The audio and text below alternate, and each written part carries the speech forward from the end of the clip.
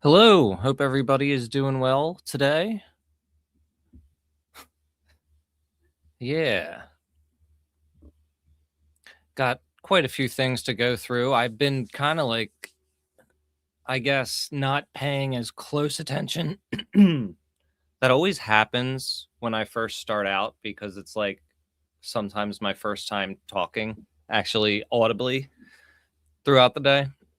I'll have to like do some warm ups before I stream.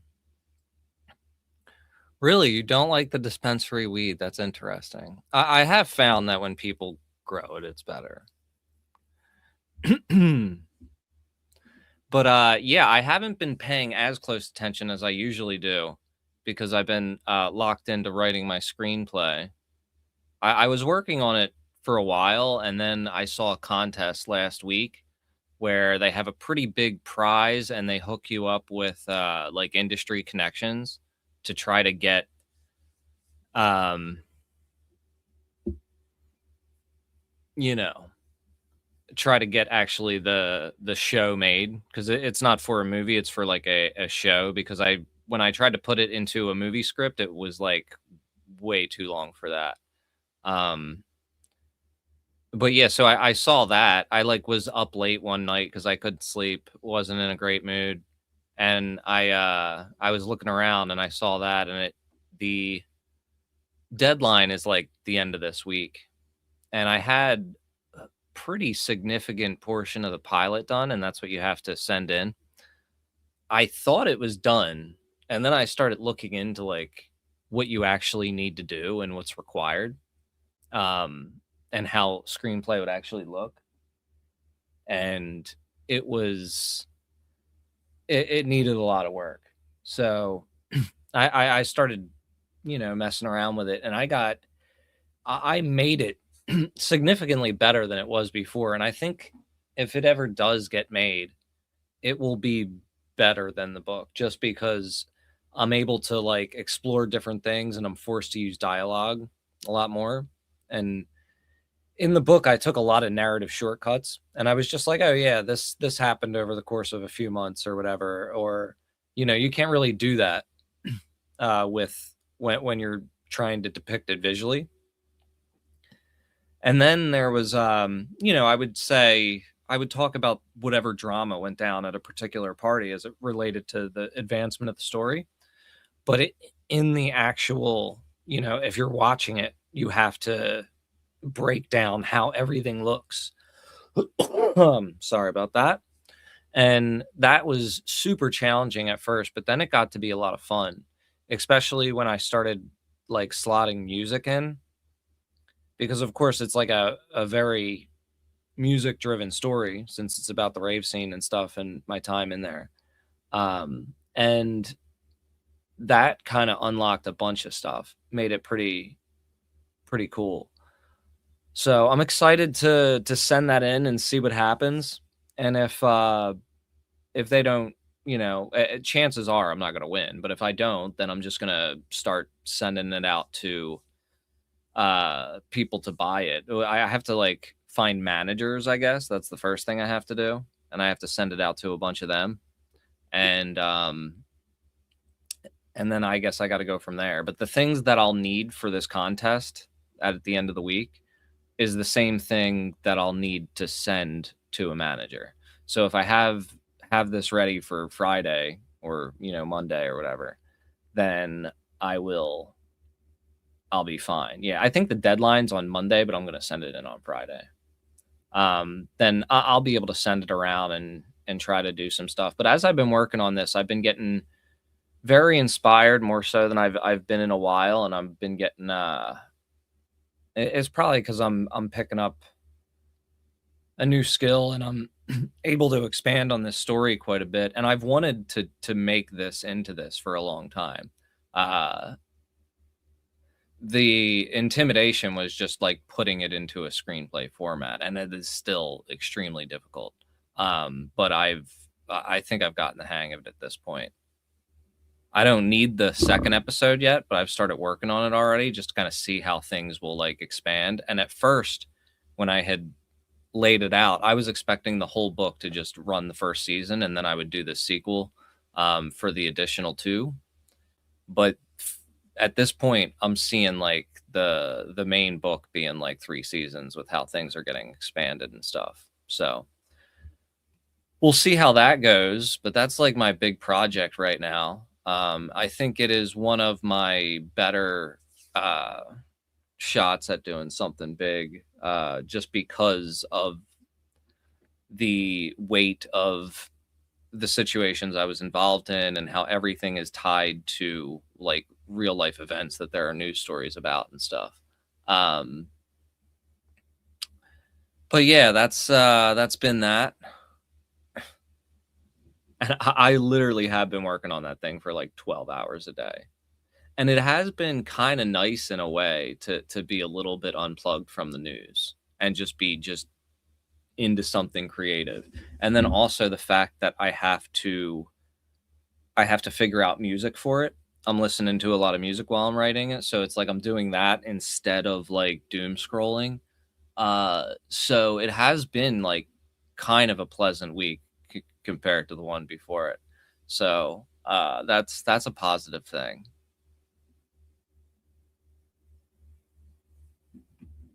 Um, yeah, but there's that has been. I'll keep you all posted on how it's developing and how the contest goes. But there's gonna be some interesting stuff in there. I think like people who aren't even like knowledgeable of the rave scene or interested in it will find it interesting if they're coming from like a somewhat anti-authoritarian point of view, because you know it's in a way exploring how those of us at the time really thought we were a part of something revolutionary, and we weren't, but we kind of were. Is very weird. And that's like one of the themes that the story explores. It also explores, predatory behavior in the music industry, and the kind of failures of capitalism when it comes to creativity, and how um, the pressures that capitalism creates makes it extremely difficult for creative people if they don't have like a trust fund to fall back on.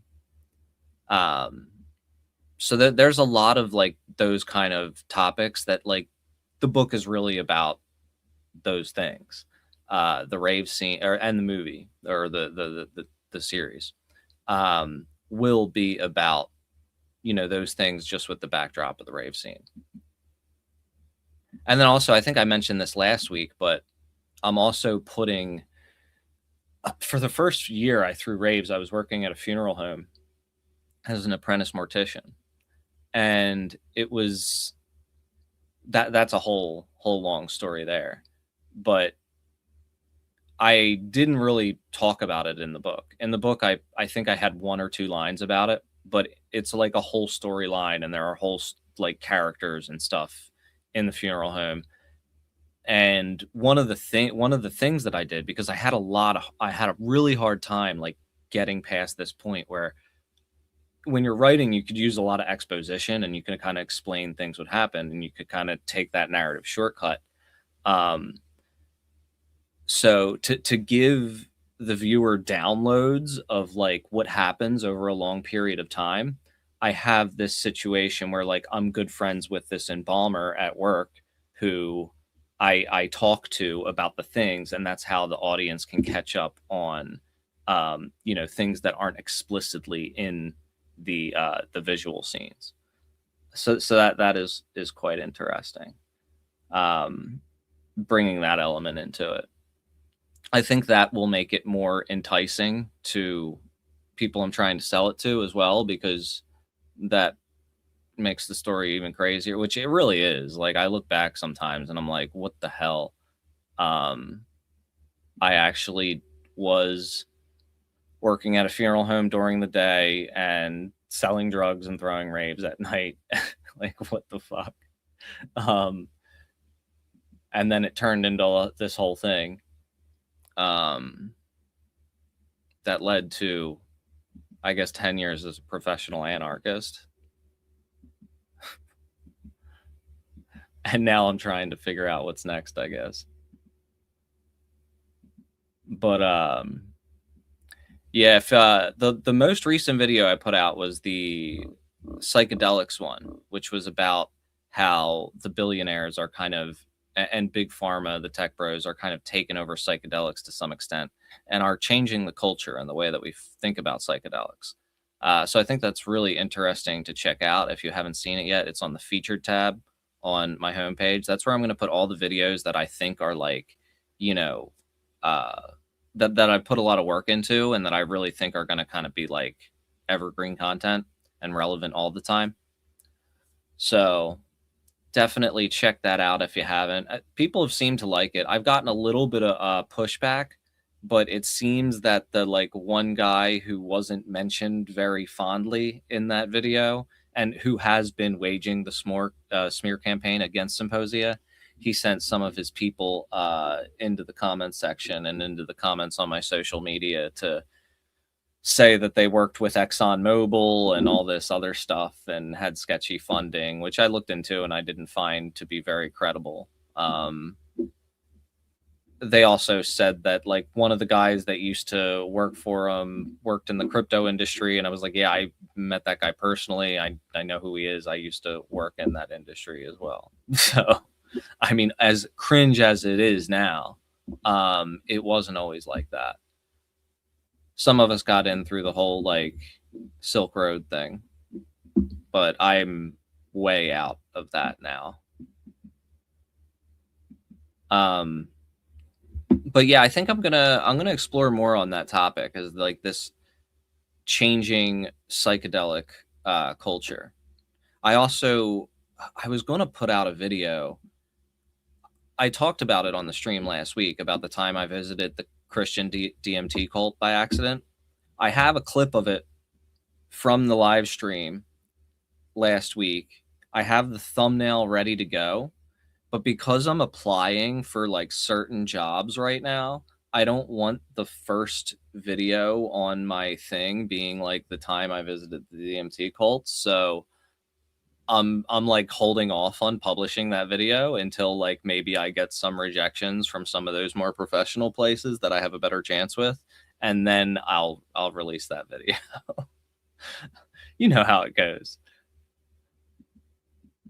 But yeah, one of the big stories that I saw today or over the past couple days is this whole thing with Flock. Of course, we've been covering Flock a lot recently, and there's this big tide that has turned against these license plate readers that are up all over the place, and you know, people taking them down. And in some cases there's even cities that are like, okay, we'll cancel our Flock contracts. Oh, thank you. It's funny. It really does go by so fast. She's like 13 years old now. It is crazy. Her legs aren't as good as they used to be. She kind of limps around sometimes, but she's just as smart and quick as she always was, and just as smart. But yeah, she's an awesome dog. So yeah, with this Flock thing, these cities have been saying, okay, we'll take them down. No, you know, you don't have to worry about us spying on you anymore. And then they just set up the same kind of devices with a different company that isn't Flock. Most of the activists have caught on to this, and like DFlock they cover all the brands. So that's the website where you could go on and you can see if there's Flock devices in your area, DFlock. And they cover this other company called Axon. And Axon has been getting a ton of business as a result of this Flock backlash. Yeah, exactly. Syracuse vowed to remove the cameras, but they haven't yet. But then they immediately got a contract with Axon. And yeah, it kind I think Trump might be invested in it. We could look at that, but there's another angle I want to discuss here today, which is creepy as hell. And it takes the Flock thing to a whole other level. Like Axon might be worse than Flock for this one specific acquisition that they made last year, which I'll talk about in a minute. But yeah, I think LA did too, and many cities across the country. They're cutting their Flock cameras, and then they're installing Axon. What's up, Kendra? How you doing? So let's take a look at this though. Let me see here. Bring up this acquisition. This was late last year. Axon to acquire Carbine, uniting cloud infrastructure and AI to redefine 911 experience. So this is 911 technology that was initially, I would say that Ehud Barak and Jeffrey Epstein were like to some extent founding members in this company. They were like founding investors in this company.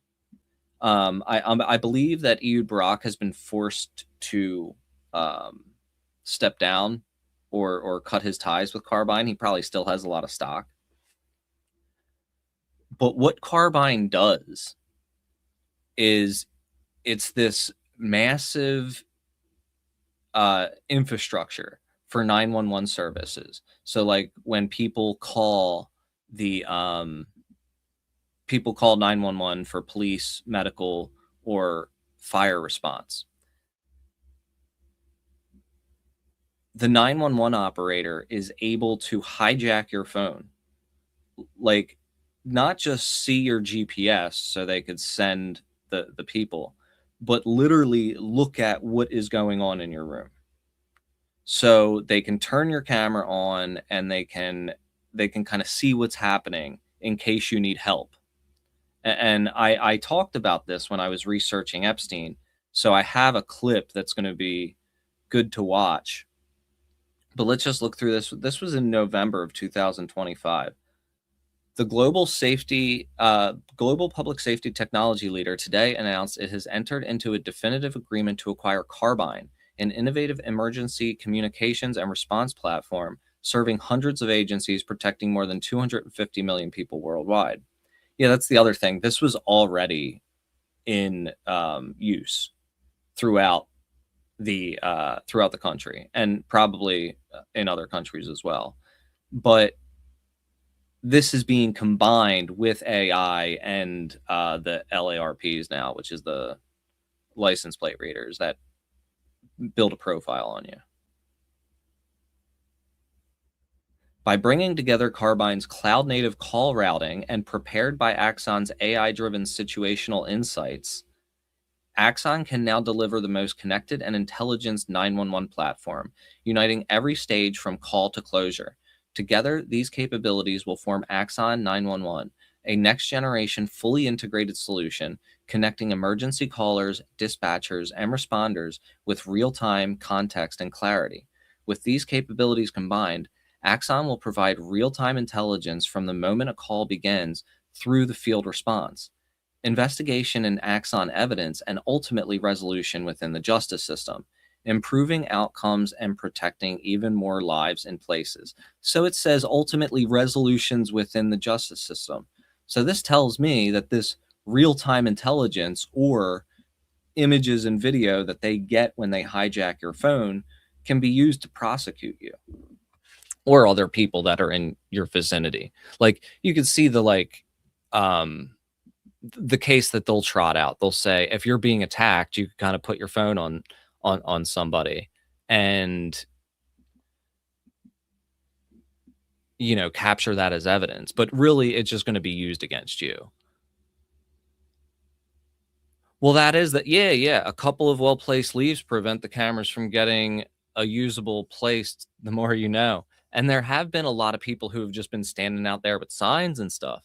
But the problem with this Axon Carbine acquisition is that this makes those license plate readers somewhat irrelevant because they have your phone now with this Carbine thing.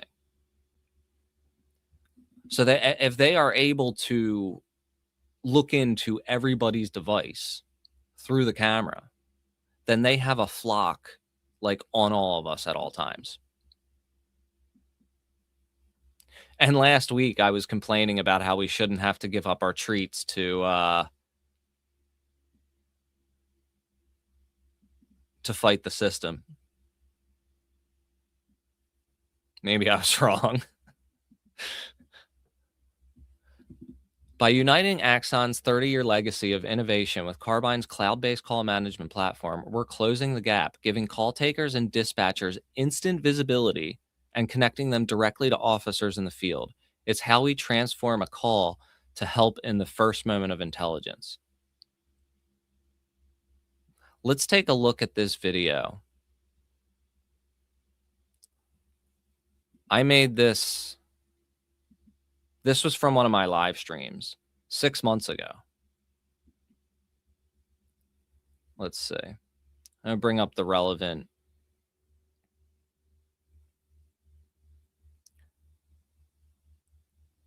Oh, yeah, it's definitely an Israeli company, too. I mean, obviously, Ehud Barak. Maybe we could watch the interview with the founder in a minute, but I want to check out this preview. This is their own commercial. Power to do things like that, I'd imagine. But let's take a look also at this. This is like a commercial for it, but it really gives you Panopticon vibes for sure. More than 240 million people call 911 in the United States. Actually, I remember this being very... I remember my internet being very bad that day and that freezing a bunch, so I'm just going to pull up the commercial and watch it.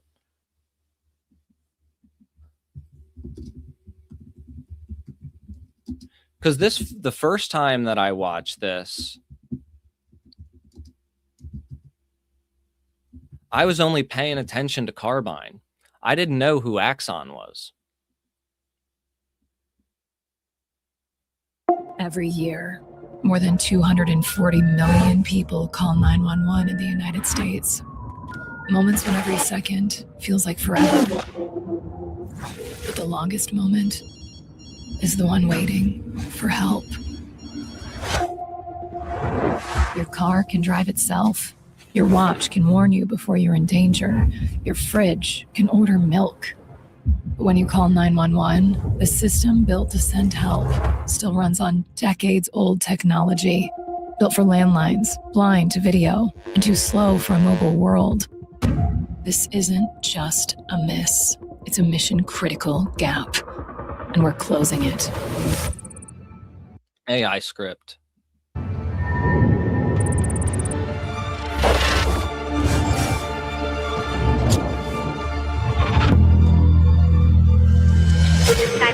What's your emergency?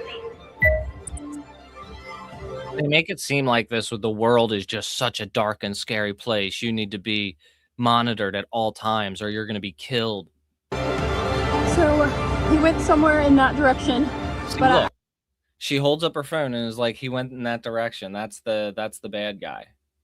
I didn't see For the first time, intelligence from the 911 call, from cameras, from sensors, from cell phones, all converge in real time. Powered by AI at every turn, instantly understood and shared across the Axon ecosystem. Chaos becomes clarity. Dispatchers, command, and first responders all see the same evolving picture instantly. To bring help to those in need faster. And Request drone. keep those responding Yeah, like this is what they're building. safer. Call playing. The call came in at 11:15 and the RP says they saw a man with a gun around Main Street. And guess what? All this shit requires. All this requires data centers.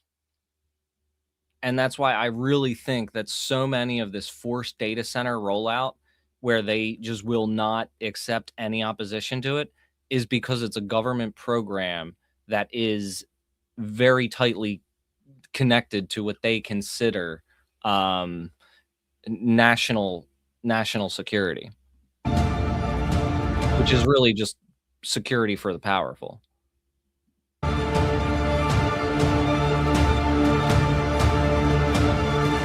when it's over, every word, every video, every transcript is already preserved in Axon evidence, flagged by AI, ready for review, closing the loop from call to courtroom.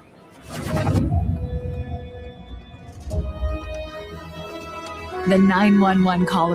So I guarantee you that they are not going to need permission to jack into that phone camera, especially because there's an emergency.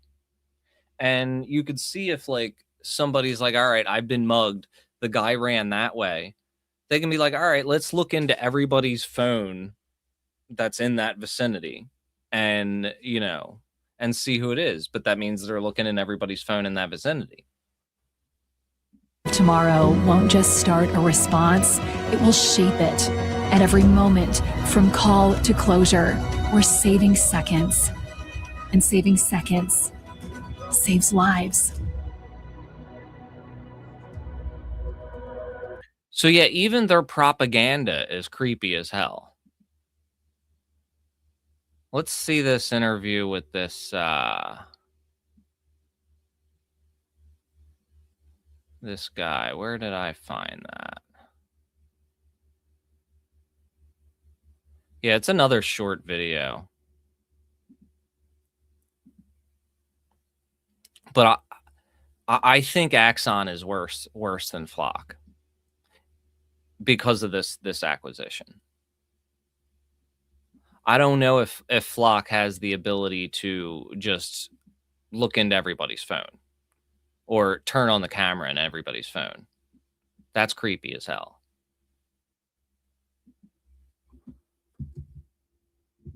Carbine.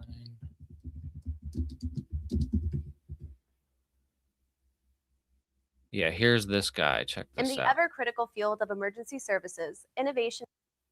Things like enhanced location, real-time video streaming, real-time translation capabilities, and AI, those are the things that Carbine is focusing on and make it more accessible for government services. But what technological advancements would you say you're focusing on to enhance emergency services on a global scale? So when we started the company 6-7 years ago, basically the goal was to bring simple things like location, real-time video streaming, real-time chat, but the world is moving fast, and now we are seeing AI capabilities coming and becoming more and more popular. So for example, recently we have announced dual-way translation capabilities. So if you're a foreign speaker here in New York and you're dialing to emergency service and you don't speak English, in these days you can communicate with 911 with AI capabilities that will translate in real time the voice that you're sharing with the call taker. So you can be a French speaker, they will see it in English, they can speak back, you will hear it in French. Those are just simple things and kind of small examples of the thing that we are providing to 911. Oh, wow. So would you say that's mostly just AI driven, or is it IoT based as well? It's IoT based as well. So basically we're also... So that's Internet of Things. And that's where they have data collection from any kind of like Bluetooth or internet connected device.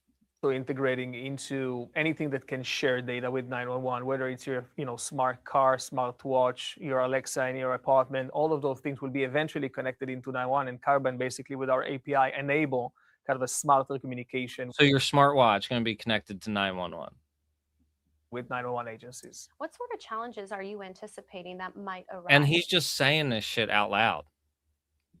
It's crazy. And yeah, this does definitely come to the backdrop of Israel merging its military with the United States, which is insane.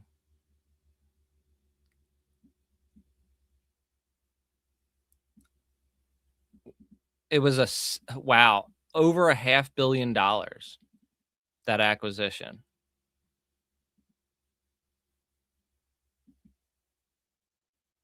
It's crazy. And if you think about it, so if Epstein was involved in a wider network, you know what I mean? Like if somebody took over for Epstein, or if he's still alive. If he is still alive, I don't think he's still doing what he was doing before. You know what I mean? Like if he's still alive, he's kind of just like in retirement or something. But if he was replaced, or there is that network that's still involved, then they have access to this. I mean, they do anyway, because like look who's running it. And I think somebody said something about Trump being involved in Axon. I want to look up that. I want to look that up. Yeah.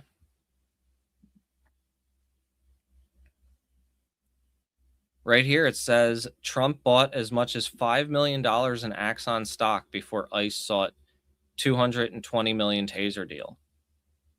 Now that might not be yeah, I don't know what the Israel Map and NYC is. The name of he was the CEO of Carbine, and he sold his company to Axon. But I think that might have been one of his like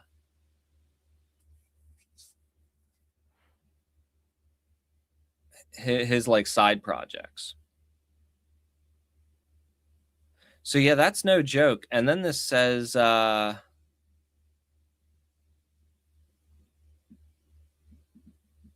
I wonder about his sons too. Axon spent a lot of money on lobbying, including hiring a former top Palantir employee. So I have a feeling that Axon is going to be replacing Flock across the board. Flock has a toxic brand now, and there's lots of people, mad at it, understandably so. So they think that they're going to be able to pull a bait and switch with the branding, and that they're just going to be able to put up license plate readers that have, different branding, and it's going to be fine. The other thing that the issue is, though, is that they can just be more like inconspicuous, you know what I mean? Like those big Flock cameras are very easy to spot.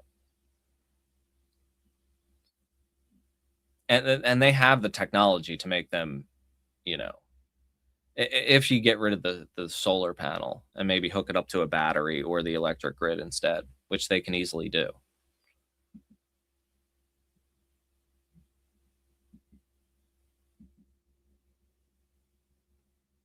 Definitely kind of crazy, kind of interesting to see which direction things will take at this point.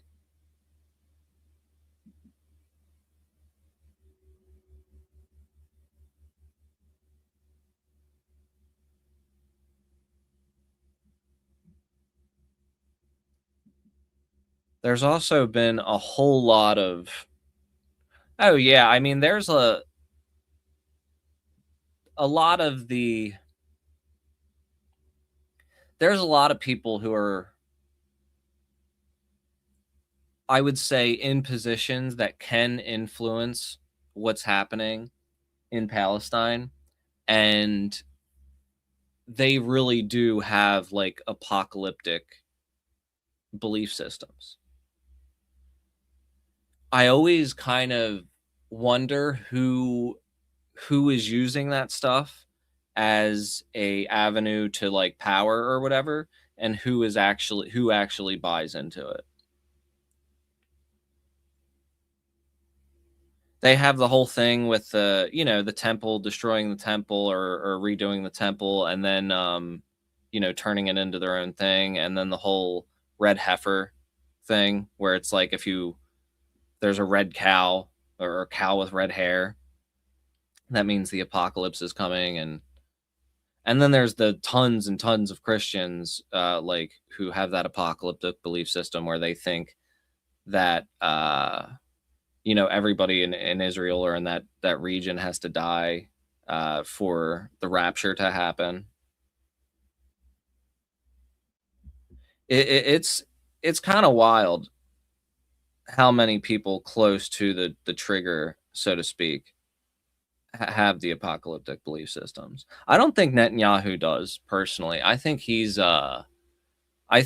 like Trump, like a cynical sociopath driven by power. I don't even know if he is particularly religious. Pete Hegseth, I think he's 100% drinking his own Kool-Aid for sure. He's also power hungry, but he's like fanatical.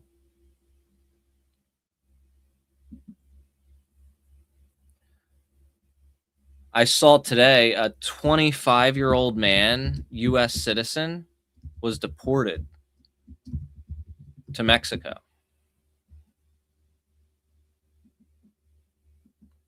Yeah, I think most of the religious leaders of the world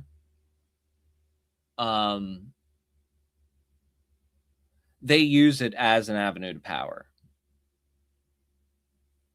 And they're cynically doing that.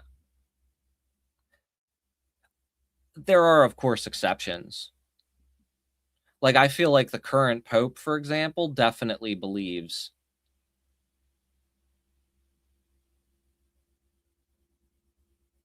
This is an old story. Why are people posting this again? It's like April.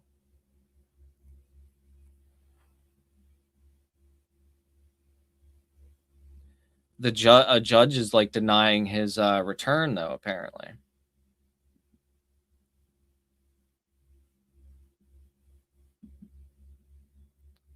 I guess it's being disputed. I'm trying to look for a good article, but I can't find one.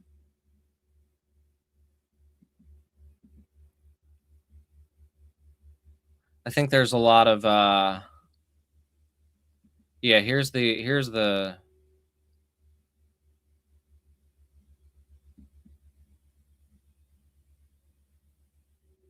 Nah, that's not it.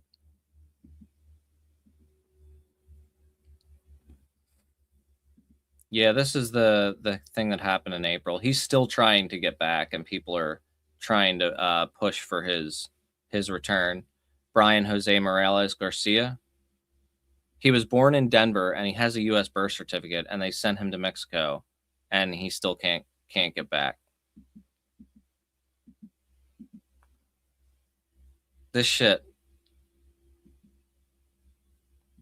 And it is scary that like this. I feel like we are in high risk of this becoming permanent. I don't think that there's enough. Like, a lot of people just think like that this that this is just going to go away with the election. And like, we have a lot of chances of things going very shady with the elections, both the midterms and the presidential elections especially. And then even if the Democrats do get into power, when have they ever rolled any of this shit back? Like, we're there, like, only if there is somebody who is like really, really extreme. And I mean that in a good way. Like, I don't think that, honestly, like, I don't think that AOC would do it. I don't know if I don't even know if she would roll back ICE, considering some of the positions that have been taken, considering the Hakeem Jeffrey thing and all that shit, and like just the way that she's kind of played ball. It's concerning. So, and then there's the chance that what I think is most likely to happen if somebody does get into power that promises to abolish ICE,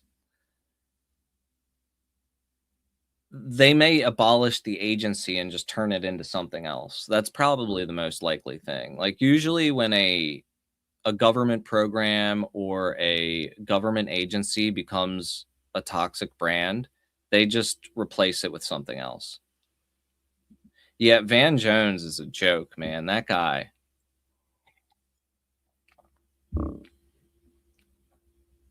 He was a Maoist apparently back in the day, and then he sold out.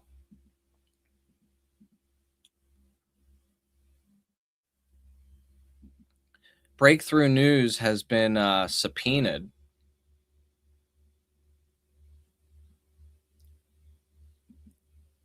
for their, I guess, coverage of what's happening in Lebanon and Gaza.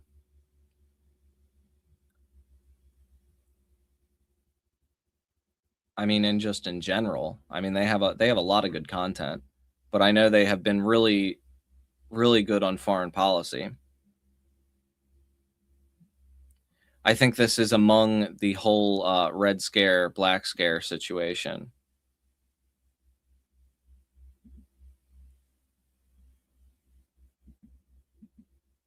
And then we got generals out here saying that the war in Iran is going to last at least 20 years. So they're already out here saying that we're going to have another forever war. How much longer do you expect this to go on? And do you think munitions should be a limitation at this point? What do you hear? No, I don't think, the Pentagon has done a great job of restocking the munitions. I don't think that's an issue at all. But I do expect that we're going to be there a long time. Operation Northern Southern Watch went on for, almost 20 years, I think. So I think this is going to be something similar. We're going to have to stay there. Those guys aren't going to change their behavior. We have to adapt. And I think, we're going to. Yeah, they're not going to change their behavior. We have to adapt. So we have to adapt to a world where people don't obey everything the United States says. We have to get the Gulf states and those that rely on the oil coming from the Gulf states to help pay for this. How much longer? I saw this other article that freaked me out. Andre, you shared it in Discord about the ecological disaster that's potential from the Strait of Hormuz, where there's apparently sea creatures, I guess, attaching themselves to these boats that are just sitting out there because they're not moving along like they usually are. And now these are going to be spread out all over the world.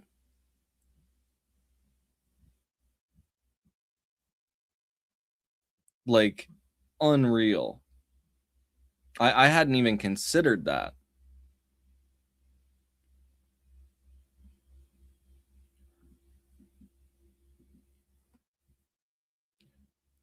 What? The link I had disappeared.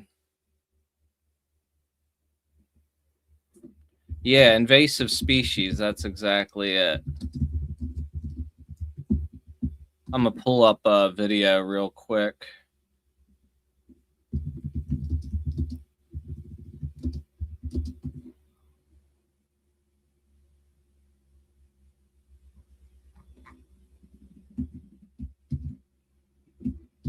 I had a link, but the thing disappeared. Here it is.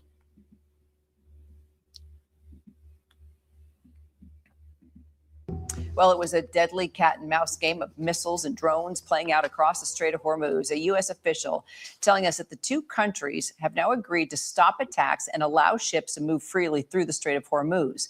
Now, this follows a weekend of renewed attacks between the U.S. and Iran, and the ink, well, it's barely dry on that peace deal. But much like Yeah, and this is after a week of the U.S. bombing civilian sites with 2,000-pound bombs.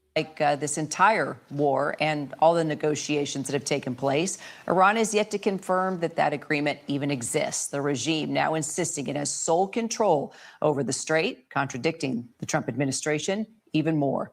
Let's bring in maritime security and law expert Ian Bralby. So what is the status of traffic, Ian, going in and out of the strait today?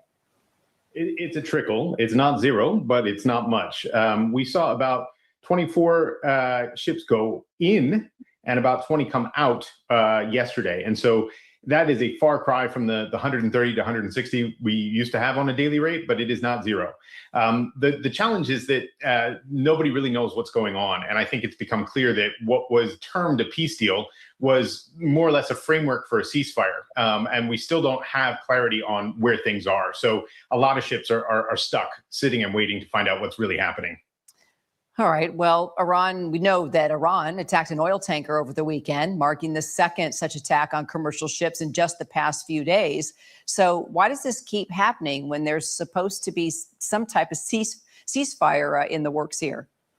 Yeah, I mean, it is clear that Iran has understood its leverage is the maritime space, but it had really understood that years and years ago. And so all of this was kind of foreseeable. Since 2019, they've used attacks against vessels to send messages and to communicate where they are in terms of frustrations, displeasure, etc. And so right now, they're very clearly frustrated with the situation. The U.S. is equally frustrated. And we've seen a historic tit for tat that has played out for years, playing out in a much more focused manner over the weekend. And so vessel owners, I think, realizing that the situation is far from peaceful at this point. Plans for the some 11,000. Persian Gulf Strait Authority. I think they using a sort of had some false advertisement on that damn video. It's irritating. So I got to read here. Let's check it out. This is because prolonged stationary periods can lead to substantial biofouling on ships, according to the paper. Buildup can include microorganisms, algae, plants, and invertebrates. The biofilm grows on the side of the commercial ships and then gets transported around the world as the vessels travel from port to port. A marine ecologist at the University of Maryland Center for Environmental Services said, once invasive species take hold of a foreign ecosystem, it's nearly impossible to get rid of them. We know that these invading... That's a typo, so I'm not... Invading. We know that these invading organisms can cause millions of dollars worth of damage and impact commercial operations like agriculture and fisheries and change the environment. That's sketch.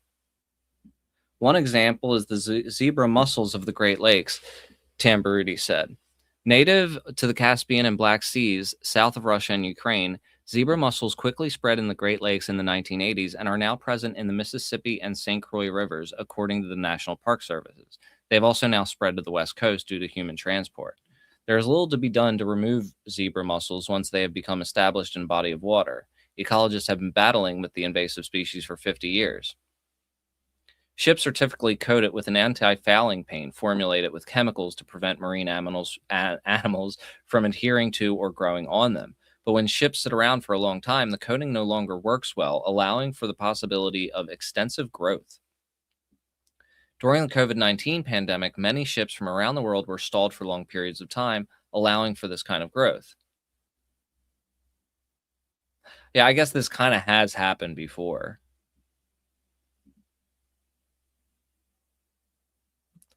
Still rather sketchy, though.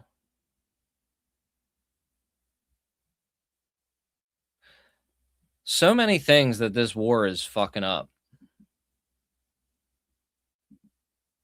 As expected.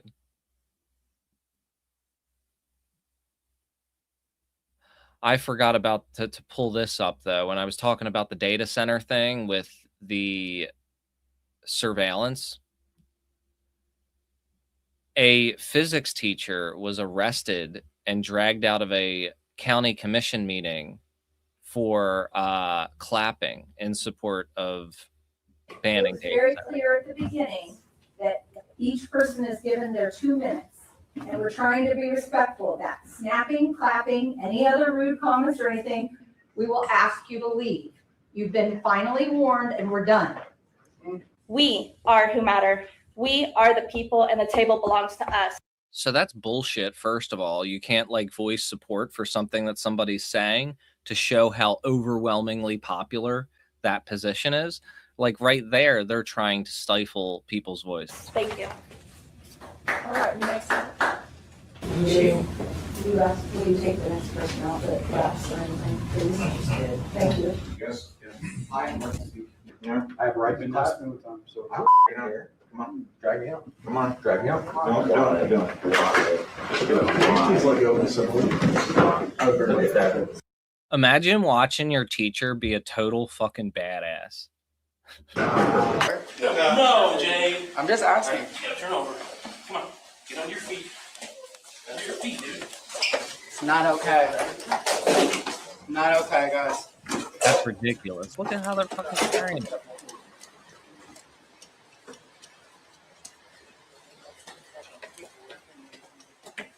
We're clapping one time. That is insane. You don't have a right to tell people they can't fucking clap. Go to hell. These authoritarian psychopaths. And that's what I'm saying. You're not allowed to have resistance to this. Because this is a government program that has already been decided upon.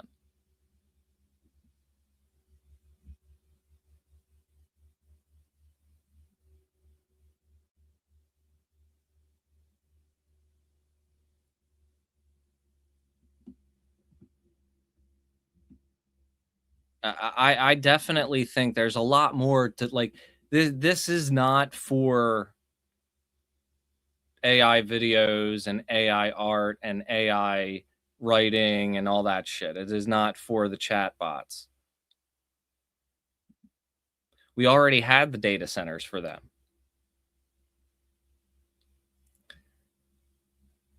The story is that they're in search of AGI. They're trying to create like human level intelligence, and that's why I don't buy that shit. I think that they are, for the most part, I think that a lot of these AI CEOs are Eloning when they're talking about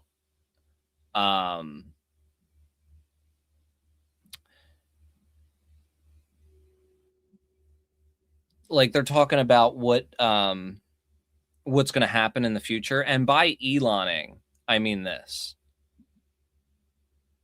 Here's Elon Musk for 10 years straight talking about how Tesla was going to have self-driving cars next year. And this is just so he can grovel to more investors, get more money in government projects and stuff. All this AGI thing is just total nonsense. They're definitely making better AI models. That's no doubt. But I don't think that's what all the data centers are for. And I don't think we're reaching AGI. I think there will be, with LLMs, I don't think that it's a path to AGI, if AGI is even possible.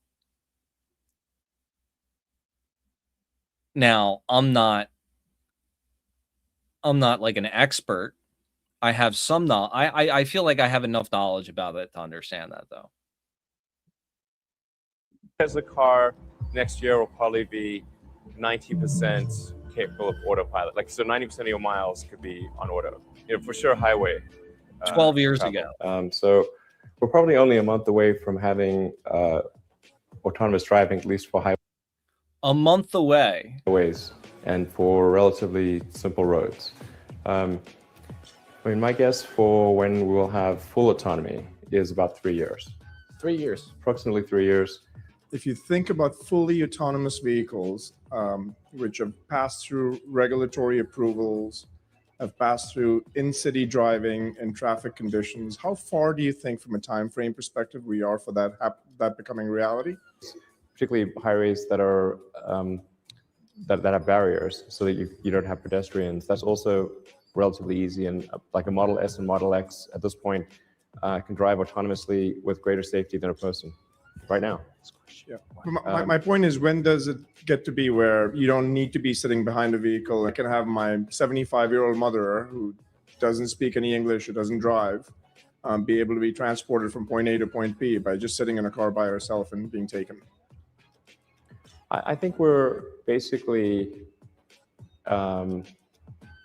less than 2 years away from complete autonomy. I think we're still on track for being able to go cross country from LA to New York by the end of the year, fully autonomous. Okay, so a car, by the end of the year, you're saying it is so crazy how long he's been running this grift.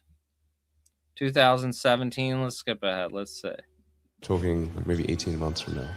three steps to self-driving. There's being feature complete. Then there's being feature complete to the degree that where we think that the person in the car does not need to pay attention. And then there's being at a reliability level where we've also convinced regulators that is true. So the fact that a human may, some percent of the population may exhibit a vigilance decrement will not affect the overall statistics numbers of safety. No, in fact, I think it will become very, very quickly, maybe even towards the end of this year, but I'd be shocked if it's not next year at the latest, that having a human intervene will decrease safety.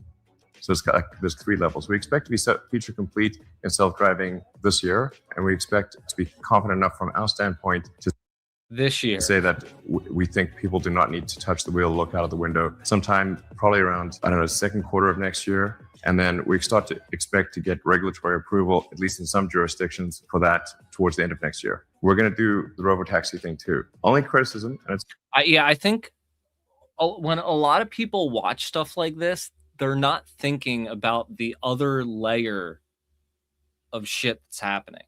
Like he is speaking to investors primarily. Like he's not pontificating about the technology. He's not even he's just trying to raise money. It is a sales pitch to raise money. And I especially a lot of the dumbass like Twitter bros that get kind of sucked into his bullshit.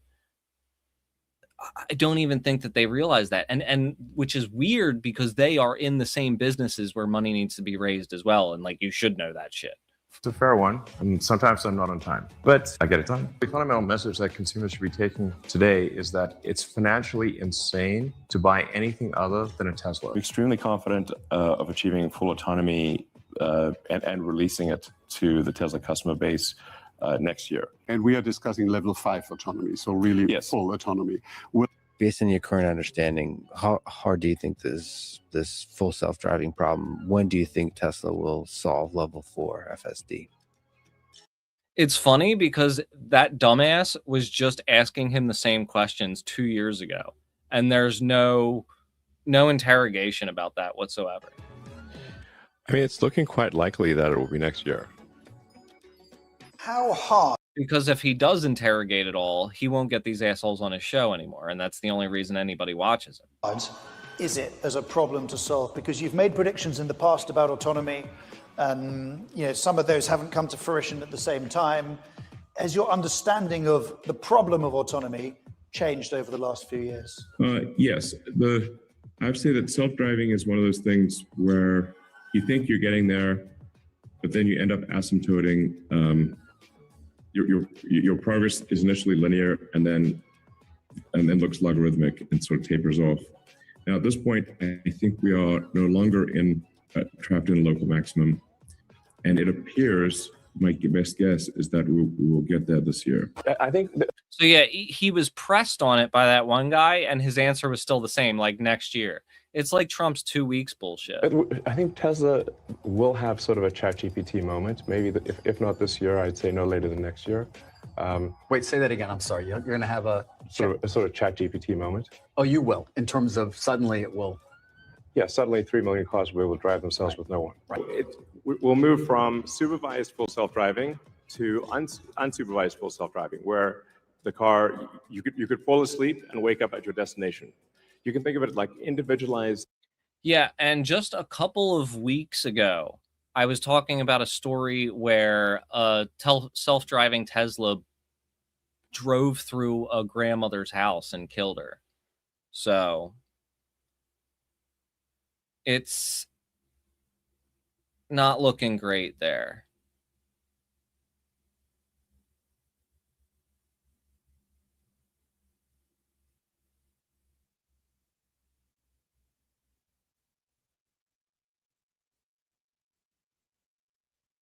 He is one of the most annoying people on earth. There was this interview with him with this woman from the UK, I think. I didn't recognize her. But she totally made a fool out of him and said, "You're like one of the least liked people on the planet." And he was very mad about that.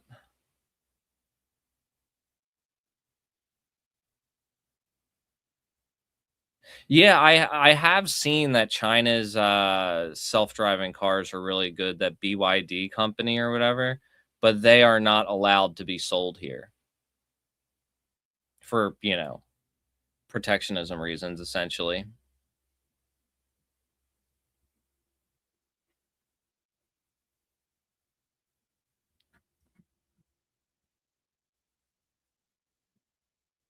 Yeah, Elon freaks out whenever he is questioned on anything.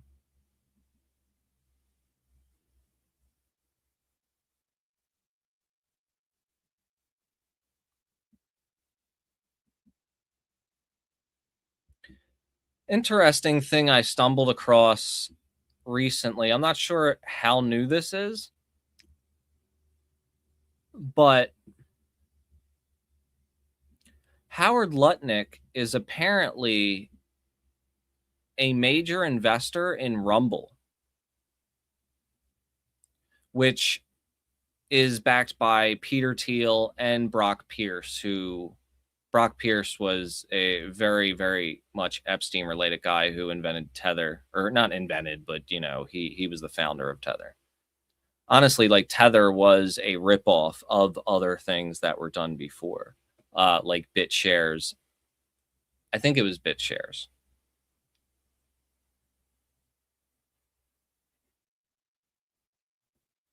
And that they also gave a big, big deal to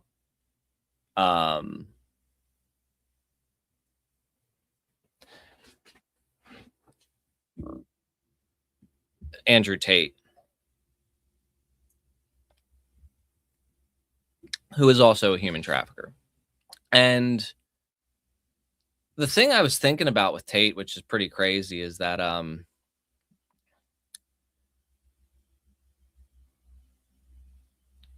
like there's a lot of talk about how his courses where he instructed men on how to kidnap and traffic women, like there's a lot of talk about how that's very incriminating for him. And that's true. That's extremely incriminating for him, and that's going to take his ass down for sure. But one thing that is, I think, super alarming that isn't even really talked about that much is like how many people followed his advice. Had to be more than zero. These guys were paying a minimum of $500 for those courses. And then there were deeper courses where you could pay like $3,000. And then you learn more. And then there was this this Telegram group that had, I think, like 300 guys that had paid the $3,000, and they were somehow being instructed on how to run these networks.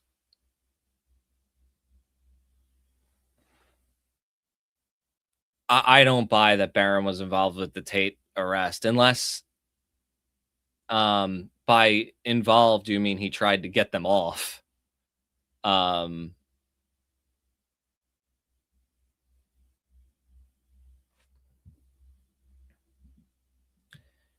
Yeah, Rumble definitely seemed like an op. I never got into it, and I really wasn't trying to court the audience over there really either. I feel the same way with Kick right now.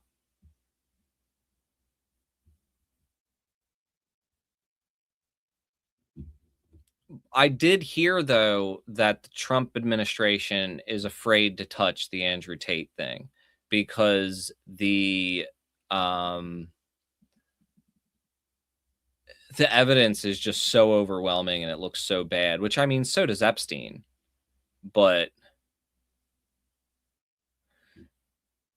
you know.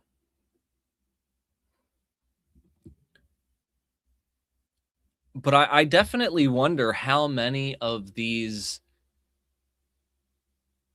young bros, like look at Clavicular, for example.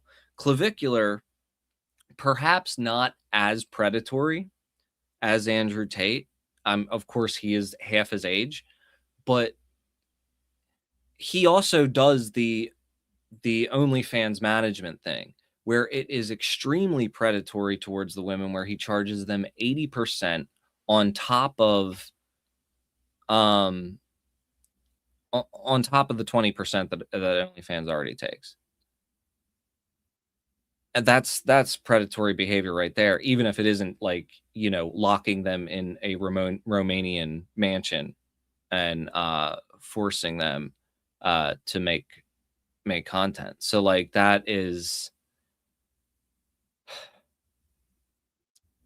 and then wasn't there rumors that the Jack Doherty kid or whatever his name is was doing the same thing? I think a lot of these young guys coming up are trying to do this shit because of the fact that Tate popularized it. He wasn't the first one to do it, of course, but I do think he has kind of created a trend and like a social permission structure for that. It's fucked up, man.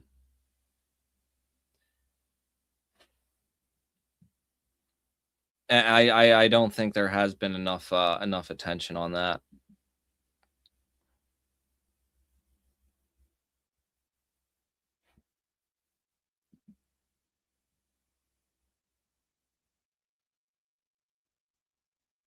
Oh yeah. The way that he talks about people in general, clavicular, is insane. I saw this other post though that was hilarious, where it was his fans like trying to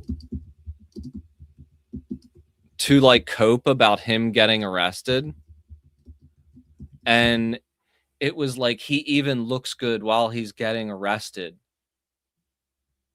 Let's see.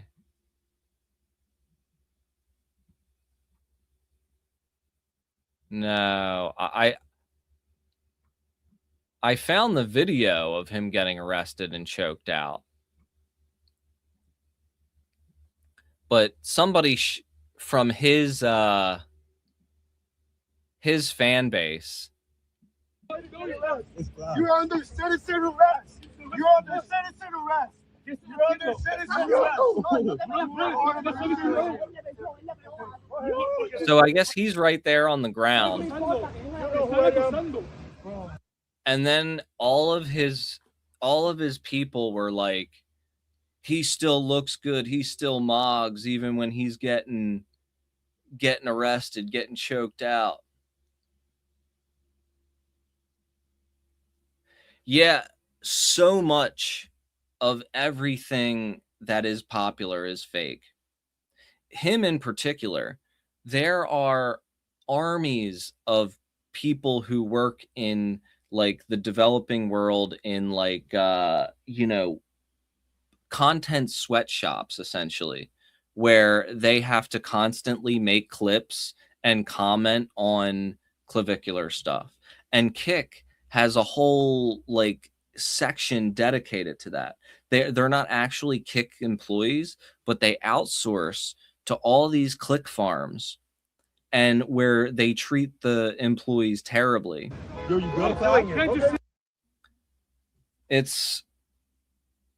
And it drives so much of viral content today. Like even this situation right here, like how do we even know that this is like really him getting arrested and not trying to just like create another scene? I don't even know what happened with him running the guy over, which originally blew him up in the first place. But he is also another one who is following in this Andrew Tate model. He is not as obscene and as you know, blatant as Tate is, but he is still trying to exploit women.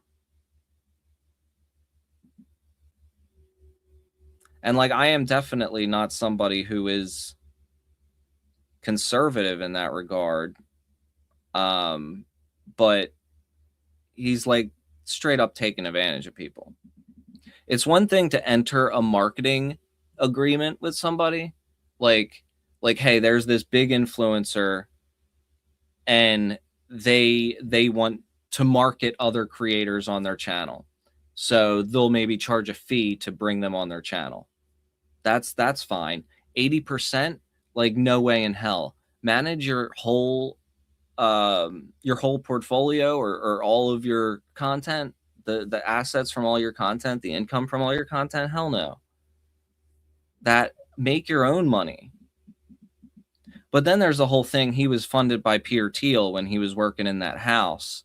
And he was in some like fitness bro house influencer thing. And Peter Thiel kept on sending him money.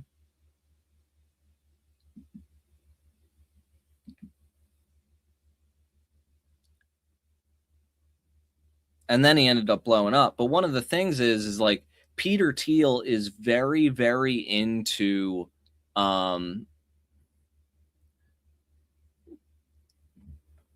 like biological enhancement. He also funded this sporting league where you're allowed to take steroids and stuff. So all of the like peptides and you know, the supplements and stuff that he is recommending is like very, very much a part of Peter Thiel's worldview. And I am definitely not against people people modifying themselves in a variety of ways. But I do think he does it in a very unsafe and excessive way.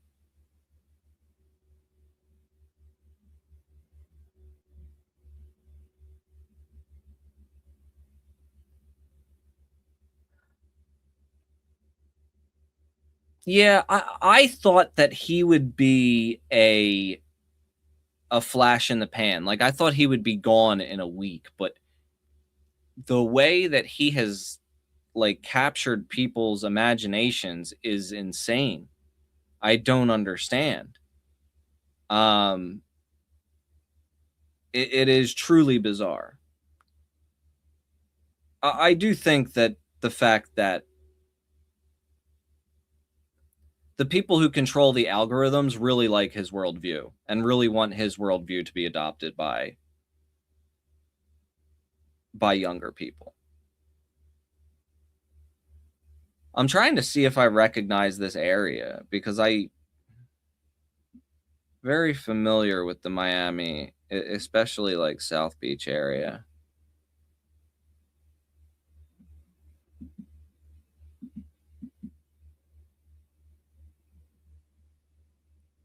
Yeah, that is true.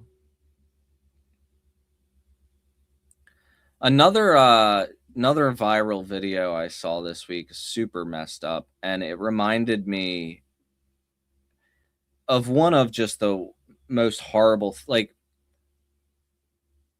the cops that work in prisons, the level of humanity that they have just shut off their humanity.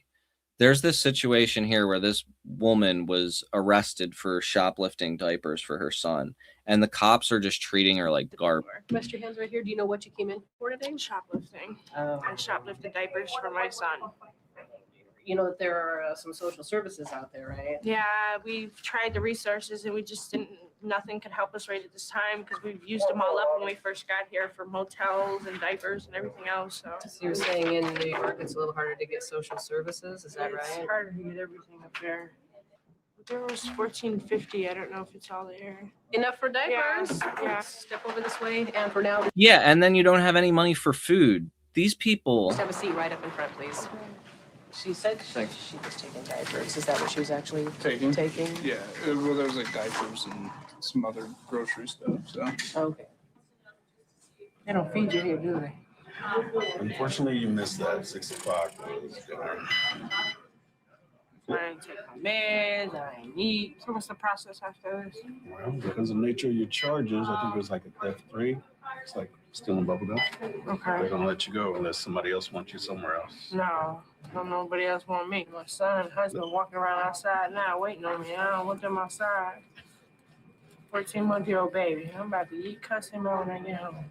Got my baby out there walking, waiting for me. Like Bryson. Thank you. Halfway home. Yeah. It's another This guy is the first guy that's had any humanity in the process. I remember both times I got arrested were horrific. I only spent I only spent time in like the holding cell. The first time they held me for like a day. I don't know what was with that. I don't know if it was because of my activism or whatever. At the time, I was like a lot more vocal locally. They had me in there all day, and that shit sucked. But the way that people treated you, and there was one guy that was screaming, like needed medical attention, and they were just like ignoring him, laughing at him. 4 hours. So they say.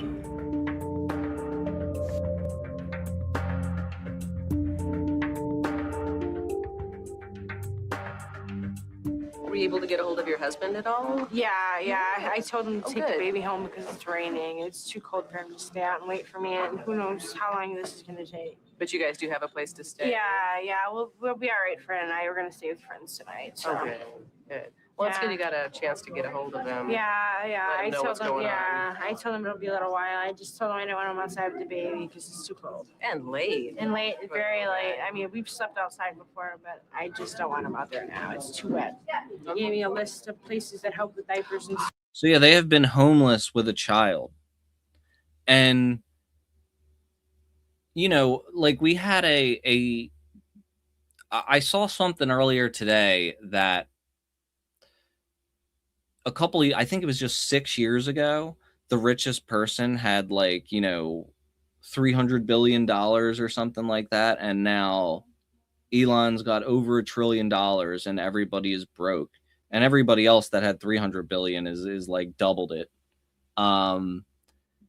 There's something seriously wrong. So awesome. Some resources I'm really happy. for you. Yeah. Good. That's I'm good really happy news. about it. So a bunch of them. So.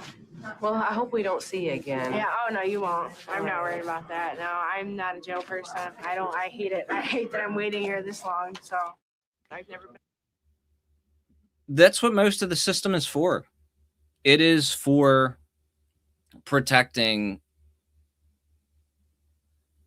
the hierarchies that exist.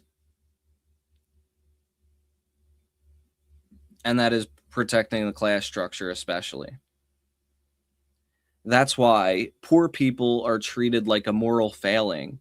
And like you're homeless, you're treated like it's a moral failing. Like the situation we saw with that reality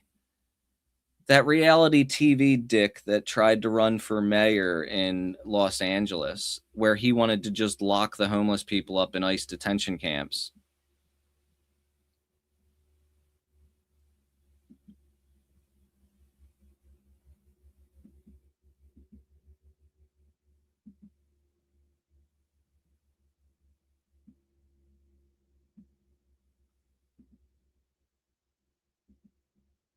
I mean, I have lost faith in this species, to be entirely honest with you. I think that we are, at least in this lifetime, like I don't think shit's gonna get that much better. We're fighting against like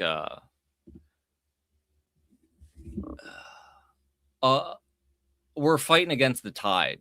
You know what I mean? Like things are going in the wrong direction, and I really am not sure how to stop it. Especially because I don't have any faith in the political system. I know some of my friends who do have faith in the political system, they have a little bit more optimism, like, oh, you know, there's this swing of the pendulum the other way, and, you know, maybe some better candidates will get in. And I don't think that's going to help us. I think that if it does, it's temporary. And while I do think that the system and the power structure is to blame for everything, our species is very unwell. There are way too many people that just believe in really fucked up shit and are really hateful. And, you know, many of us have had terrible lives, you know? It's a rough life for a lot of people. Especially growing up for a lot of people, and that is what shapes their just because of how poorly we treat children in this world. Broken children end up growing up to be really messed up people, and we got a lot of them running around in the world, and I have no clue what to do about it anymore.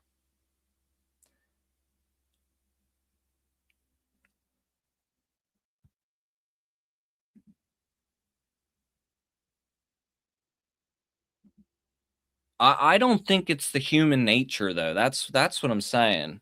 Um, I don't get your point.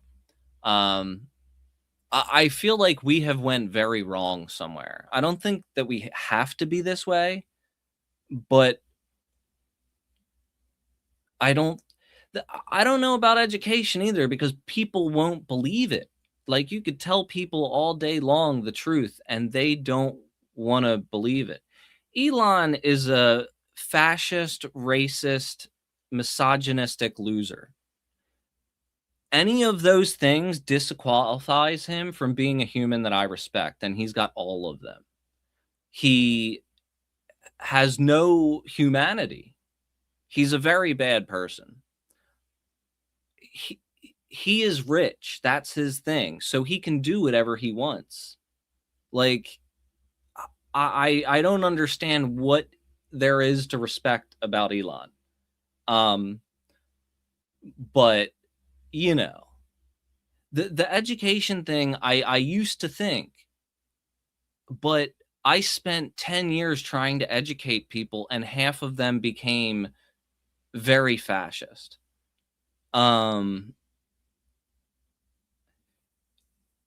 And it was messed up because there were people who I had interact with.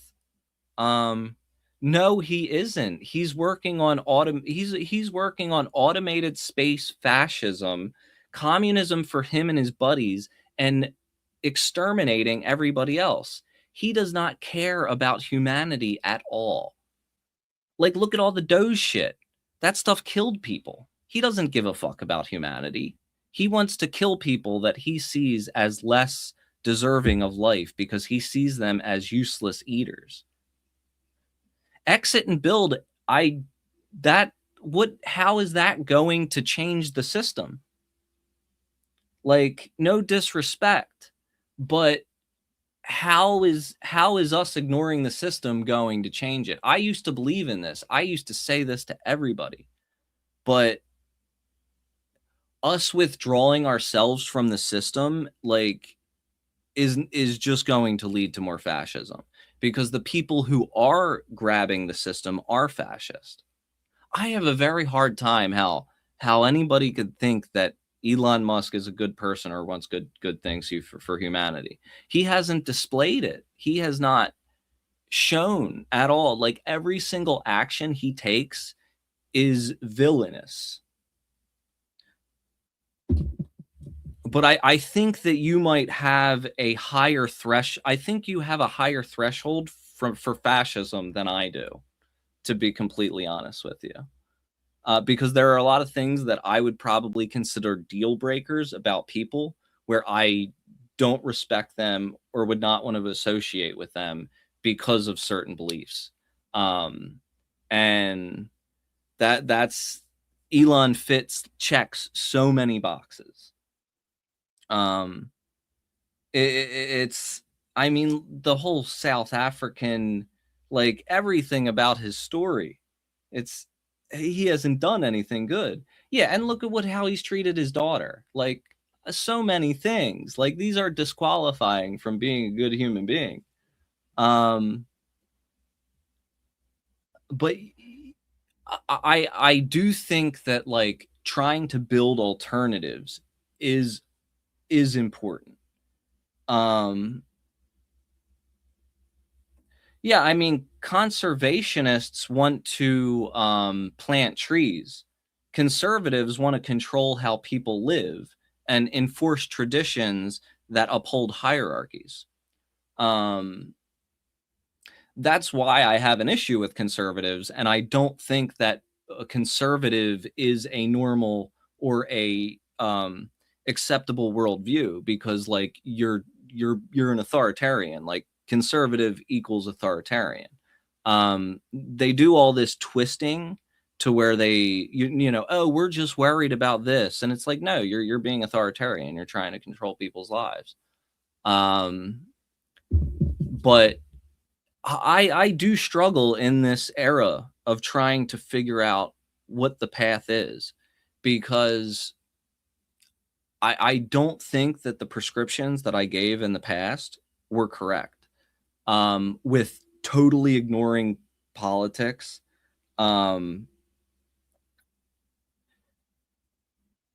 Because of the fact of like, look at what happened with Trump. Look at these ICE detention centers and shit. And like, as much as, you know, the opposition was also, the opposition was also bad, but wasn't going to be this bad. You know what I mean?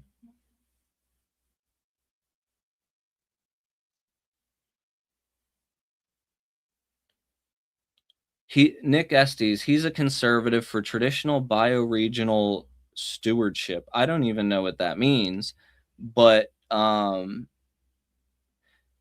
don't know if that's an interesting point. I've never heard of that person, but I'd be interested. Trump is a fascist. I don't need fascist means nationalism, racism, militarism, and authoritarianism. Like that's what fascism is. I'm not sure what definition you're working with, but I know this person personally. Like I know we know the same people. We have many of the same friends. We've gone to the same parties. So it's you know, I'm trying to wrap my mind around your perspective, because yeah, there is some kind of the selfishness of raw survival and self-preservation. But I mean, oh no, I don't blame you. I do too. You know, it's all in good fun, but I think that with the whole communism and fascism, I'll have to check out that person out if they are actually a communism or a communist, because I don't mind communists. This is actually another interesting conversation to explore. I shouldn't have had this thing up the whole time, but I feel like I'm way closer allied with communists these days than I am with probably anybody else, aside from anarchists, of course. Like I am way closer to communists in ideology than I am to libertarians at this point. Because of the just like, I'm against a lot of government regulations, and oh, she's definitely not a commie. AOC's a liberal. I am against a lot of government regulations. And I think the tax system is extremely unfair to poor people. But I also think that libertarians legit don't give a shit about poor people. And they have the same kind of eugenicists mindset where, you know, the weak will die off, etc. But yeah, I have a big, I struggle with trying to find solutions to offer people these days. Because I'm just not sure what path to take even myself. The things that I did advocate for were just unplugging, creating alternative systems. But we need to pay attention to the system, or else it's going to roll us over.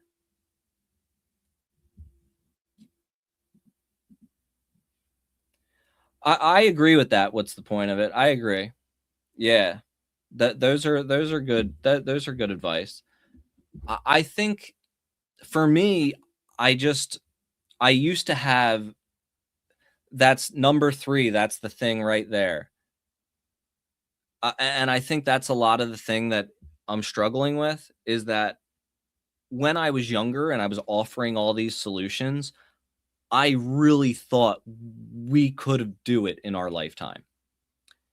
I thought like, you know, there were these massive mobilizations of people all over the world. You know what I mean? There were revolutions popping up. We had this new technology where we could connect with each other. Um, and I did feel like there was a new culture of resistance kind of forming around that time where I was, you know, coming into adulthood like 20 years ago. And that optimism that I had has died. I now feel that like kind of deep in my heart that humanity should end up in a positive place, and that we do have kind of a tendency to correct for these really bad things.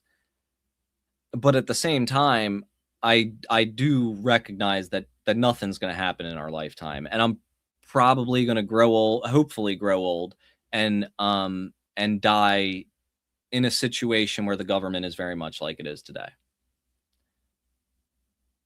And that has been very difficult for me to kind of balance with my worldview. Like, what do I advocate for now? You know, and that's why instead of trying to advocate for like one massive solution, I advocate for the individual specific issues that are really important to me and that I care about.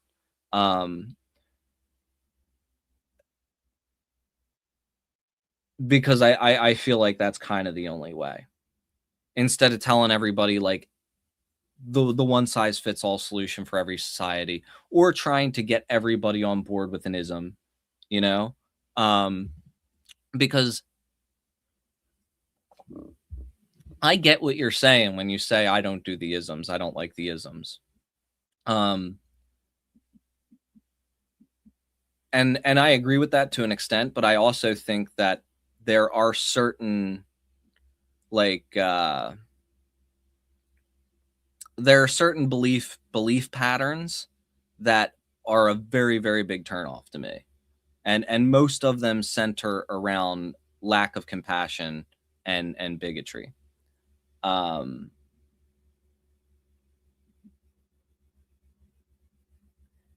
Yeah, I do think the problem is very deep, and a lot of it comes from people's circumstances. You know, people can't. That is true. The only ism worth it ism is the autism, the real conscious resistance. You know, it is funny too, because I was actually, most people are just trying to get through, you know, just trying to get through their everyday lives. And it's hard for people to think about the greater, you know, the bigger issues at play. Some of us, we have minds that think a little bit differently for a variety of different reasons. For me, autism is one of them. But I used to project that onto other people. It kind of took me a long time to understand that, like, so much of politics and people's worldview is really built around trying to better their lives, you know, which sounds obvious, and it should be obvious. But to me, I was always like, all right, politics is about how do we get the best society, not the situation, not how anybody thinks about it. And I did not think about that until, like, I don't know, until the Trump shit started happening. And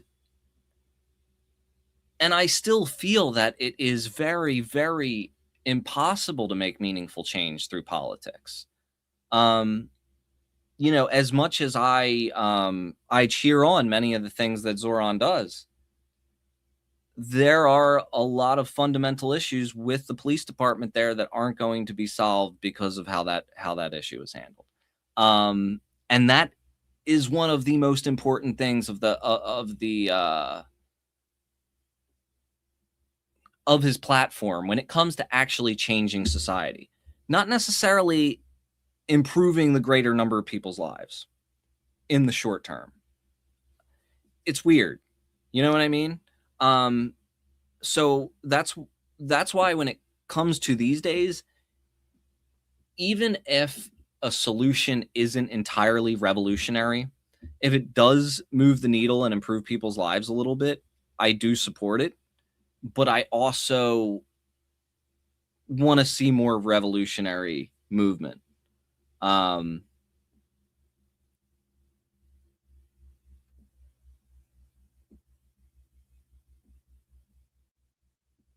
Yeah, that is the do the right thing. I agree with that. One of the big problems is that doing the right thing, at least in my experience, is a very quick path to making your life worse. Like, and by worse, I mean in the game of capitalism. Like, I've been in various different businesses over the years where I have had a lot of opportunity.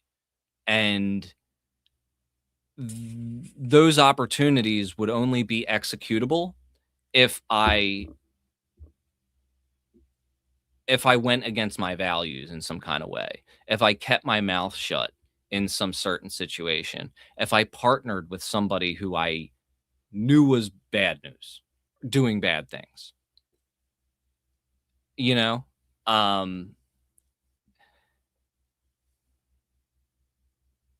or if I would like promote a certain worldview, pander to a certain audience. Those things would have been very, very clear paths to a more leisurely life. And I have rejected those opportunities every single step of the way.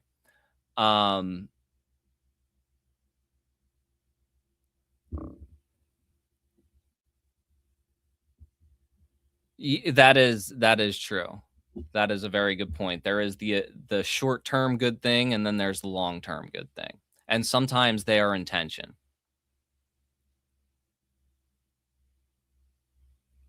It's a interesting conversation. And these are like the things that that pushed me away from activism for 5 years. Because I was like, where is the coalition? Where is the revolution? There is no path to revolution. What do we do?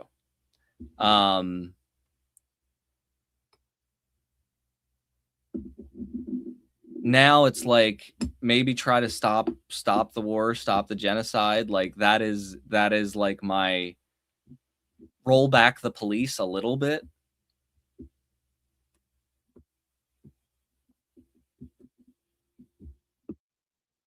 It's yeah,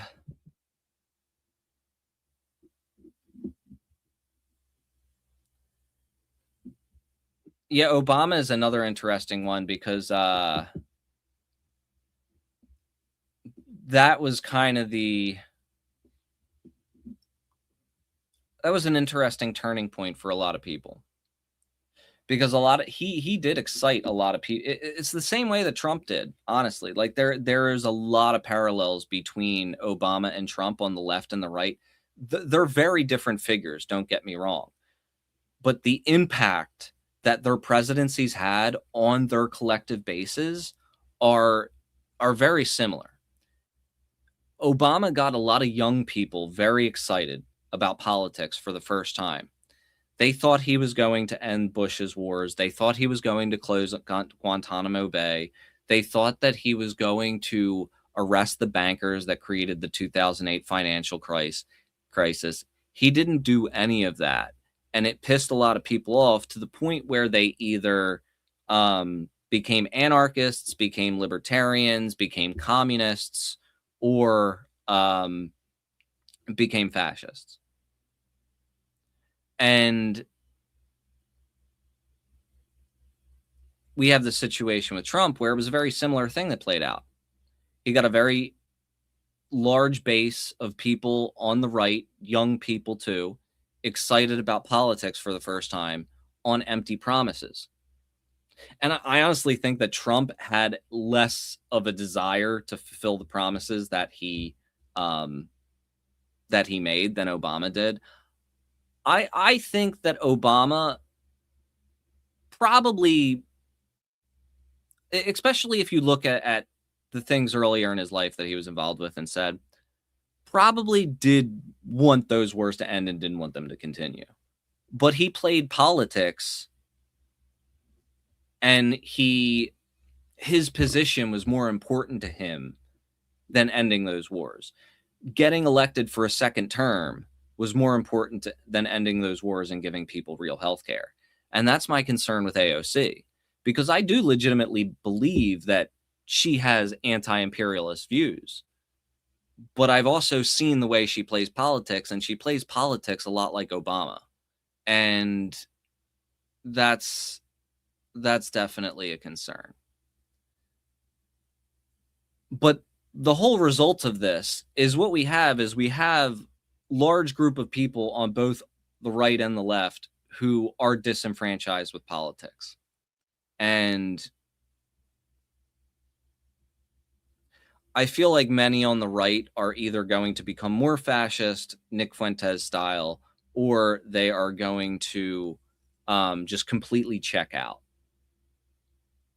Just like many of from the Obama era, you either became an anarchist or a communist, or you checked out. I am a social justice mage. I'm not a social justice warrior. Maybe a social justice rogue. But I prefer social justice mage. Well, I guess he's smoking crack with Hunter. He's sucking Destiny's dick, right? Fuentes. At least that's what the rumor is. I heard that there was a video of that too. Yeah, a social justice hunter. Yeah, I'm usually a mage or a wood elf. So, but social justice wood elf doesn't have a ring to it. You know what I mean? I have been delaying on this story for a while. I should have honestly brought up the big, done this so I could have clipped my ranting a little bit better. Now it'll be kind of a pain in the ass to clip my ranting. I got to get better at that. Let's take a look at this story. After a group of men posing as ICE agents, they say, pulled over a driver in Clackamas County, detained, and then assaulted them. Catherine Cook spoke with community members. And Catherine, it sounds like this might not be the first time. No, David, and they fear this will keep happening as long as actual ICE agents conceal their identities and refuse to show warrants and other arrest documentation. So yeah, ICE agents kidnapped and men posing as ICE agents kidnapped and assaulted somebody. ICE is saying they don't have anything to do with it, wasn't them. In the back of my mind, I'm like, what if these were actual ICE agents that actually did this, and then ICE was just like, oh no, it was some imposters, and we have no clue where they are now. On this dusty stretch of Highway 211, east of Woodburn, 3 men, allegedly posing as ICE agents, pulled someone over and assaulted them. This, according to Oregon State Police and the FBI. They say it happened the afternoon of July 17th. Investigators say the men were driving a blue or gray SUV with no license plates that had flashing red and blue lights.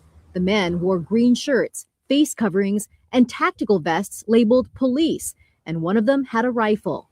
After pulling the victim over, police say the men forced them out of their car, searched them, held them in their SUV, and assaulted them before finally letting them go. This is the kind of attacks that we were afraid would actually happen. We know that when ICE roams the streets without any kind of identification, any kind of accountability, that's the message you're sending to people, that this kind of stuff is okay. Reina Lopez is president of PECUN, Oregon's farm worker union. She says community members have spoken of similar incidents involving ICE impersonators. She's grateful police are investigating this case and alerting the public. So the details on this are sparse. Not much is known about the victims or what type of assault occurred. So that is definitely anyone can put on a mask and refuse to identify themselves and claim that they're ICE. And these types of incidents are only going to intensify if they are approached by someone who claims to be an ICE agent. Remember that you have rights. In Woodburn, yeah, like who knows in any situation, like if it's an actual ICE agent or not. Community members like Luis want their neighbors to remain calm and informed. A estar alertas, a estar pendientes. He said, stay alert and look for exact information and stay respectful of the laws. We have the right to remain silent. Organizations like Portland Immigrant Rights Coalition send volunteers to authenticate ICE activity for those who call their hotline. In a statement to KGW, PERC condemned the incident and said the victim's family reached out to them last week. Quote, the reality is there is very little visible difference between ICE kidnapping someone and armed criminals kidnapping someone. ICE is deliberately... And the messed up thing is that somebody would probably... It's fucked up to say, but they would probably have better luck with a mugger, like, than actual ICE agents. Exploiting a legal gray zone where people aren't sure if they can call 911 to report violent traffic assaults from unmarked people acting like police. This is a human rights issue endangering all Oregonians. And now I saw this other extremely disturbing video where this ICE agent is seen handing off a toddler that he just pulled out of a car. Atención porque esto es muy serio. Miles de niños inmigrantes están dándose como desaparecidos en los Estados Unidos y aquí vemos un posible motivo. No estoy afirmando nada, pero la pregunta queda en el aire. Se llevan a los padres detenidos y los pequeños se quedan con los agentes. Y después, ¿quién sabe? I saw that they were asking for translations in the comments. I'll see if there's anything. There was another case where they arrested people and they ended up leaving the child in the car and just alone. And then these people found a child and were like, we found a child in a car and we don't know whose parents is or where it is. The person driving the Honda is a part of this trafficking. These thugs are being paid by the U.S. government. Oh, is this a translation or no?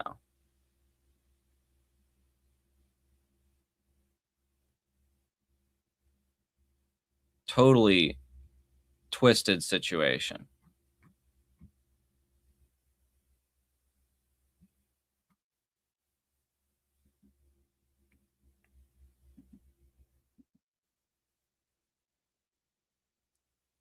Look at this, too.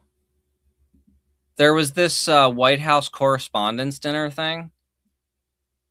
And this is a NBC host who is, you know, supposed to be on the liberal side of things, laughing with Stephen Miller.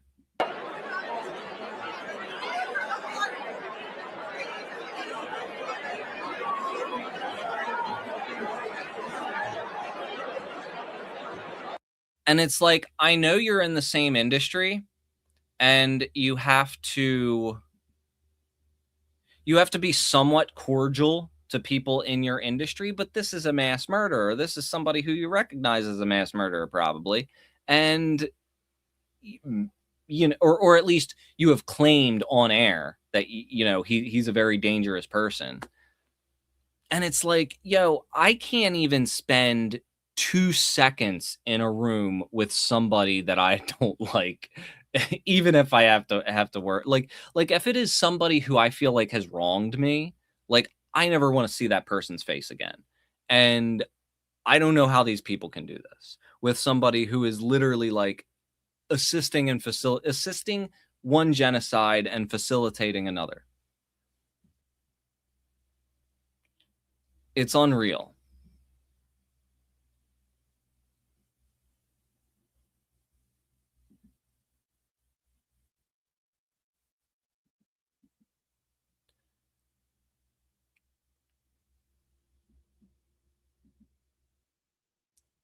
It's a pretty interesting video here. Violent crime is 1% of what cops are called to do. Criminals. The dispatch data has bad news. Violent crime is close to a rounding error in a patrol officer's day. Researchers have gone through millions of 911 calls. One large study across 9 agencies looked at about 4.3 million of them. The biggest categories were traffic, around 17%, and disorder, around 16%. Calls flagged as violent were roughly 6%. Mental health calls, barely 1%. A separate analysis of 10 cities found serious violent crime made up about 1% of calls for service.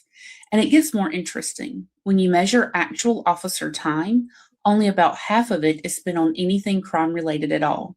The rest is a giant social services job we never named. Welfare checks, noise complaints, traffic, helping people who are drunk, lost, or in crisis. We took every unsolved social problem, poverty, addiction, mental illness, homelessness, and we assigned it to an armed government worker trained primarily to detect and confront crime. Think about how strange that is. We send someone whose training centers on force and suspicion into a situation that usually needs a nurse, a counselor, or a tow truck. Then we act surprised when it escalates. So the crime fighter image is real for a small slice of the job. The other larger slice is a person in uniform being asked to be a therapist, a medic, and a marriage counselor without the training for any of it. Next question. Yeah, and then they show up to domestic violence cases and then they don't do shit because they're domestic abusers as well. When police do work actual crimes, how often do they solve them? That was a very interesting and short. Like I like how well put together that was in such a short video.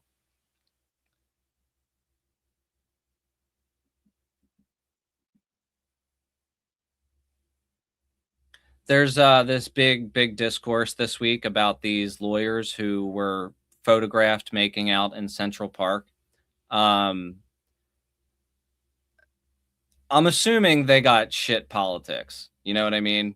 But just because like rich New York lawyers, you know, at the very best, they're like Chuck Schumer fans and like, you know, like corporate Democrats. But it does bring up this interesting conversation about how everybody is assisting in the surveillance. There are so many situations now where a lot of people out there just have an instinct to take out their phone and start filming whenever they see somebody or something that they think is interesting. Like, oh, somebody reading alone, let's take a picture of it and call it performative and then blast this person all over the internet. Oh, what's up, AJ? Thanks for the jewels. Much appreciated. Yeah, so it's like we have this situation where we don't got to worry about just the flock cameras. We got to worry about everybody else pulling out and snapping a picture of us in some random situation. It's a shame, you know, and especially the fact that we aren't thinking about that person when we take the picture of them. You know what I mean? Like, if somebody's doing something wildly inappropriate in public, then yeah, like take a video of that shit and you know, if somebody's treating another person terribly, somebody's threatening to call ICE on somebody, somebody's, you know, treating a woman terribly, things like that. Like, yeah, okay, but just random shit. Yeah, if there's something that's going to escalate, especially where you might get in trouble, you take a video out of defense, you know, in that situation. But the culture that we have now of just like everybody getting plastered on the internet, it makes us all less safe. And I also saw this kind of discourse where the Mark Passio comment distracted me because I know him personally. I used to work on the Free Your Mind conference with him. What country are you from? Or county? Okay. So yeah, you're probably in Jersey somewhere, I'm guessing.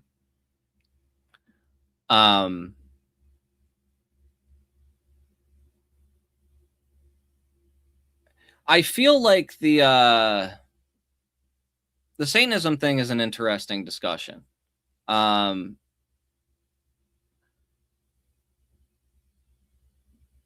think that it depends on how you define it. Mark defines it through worship of power and like total like self-indulgence and self-aggrandizement, and just like worshiping yourself as the only god. Not everybody's a god, but I am. And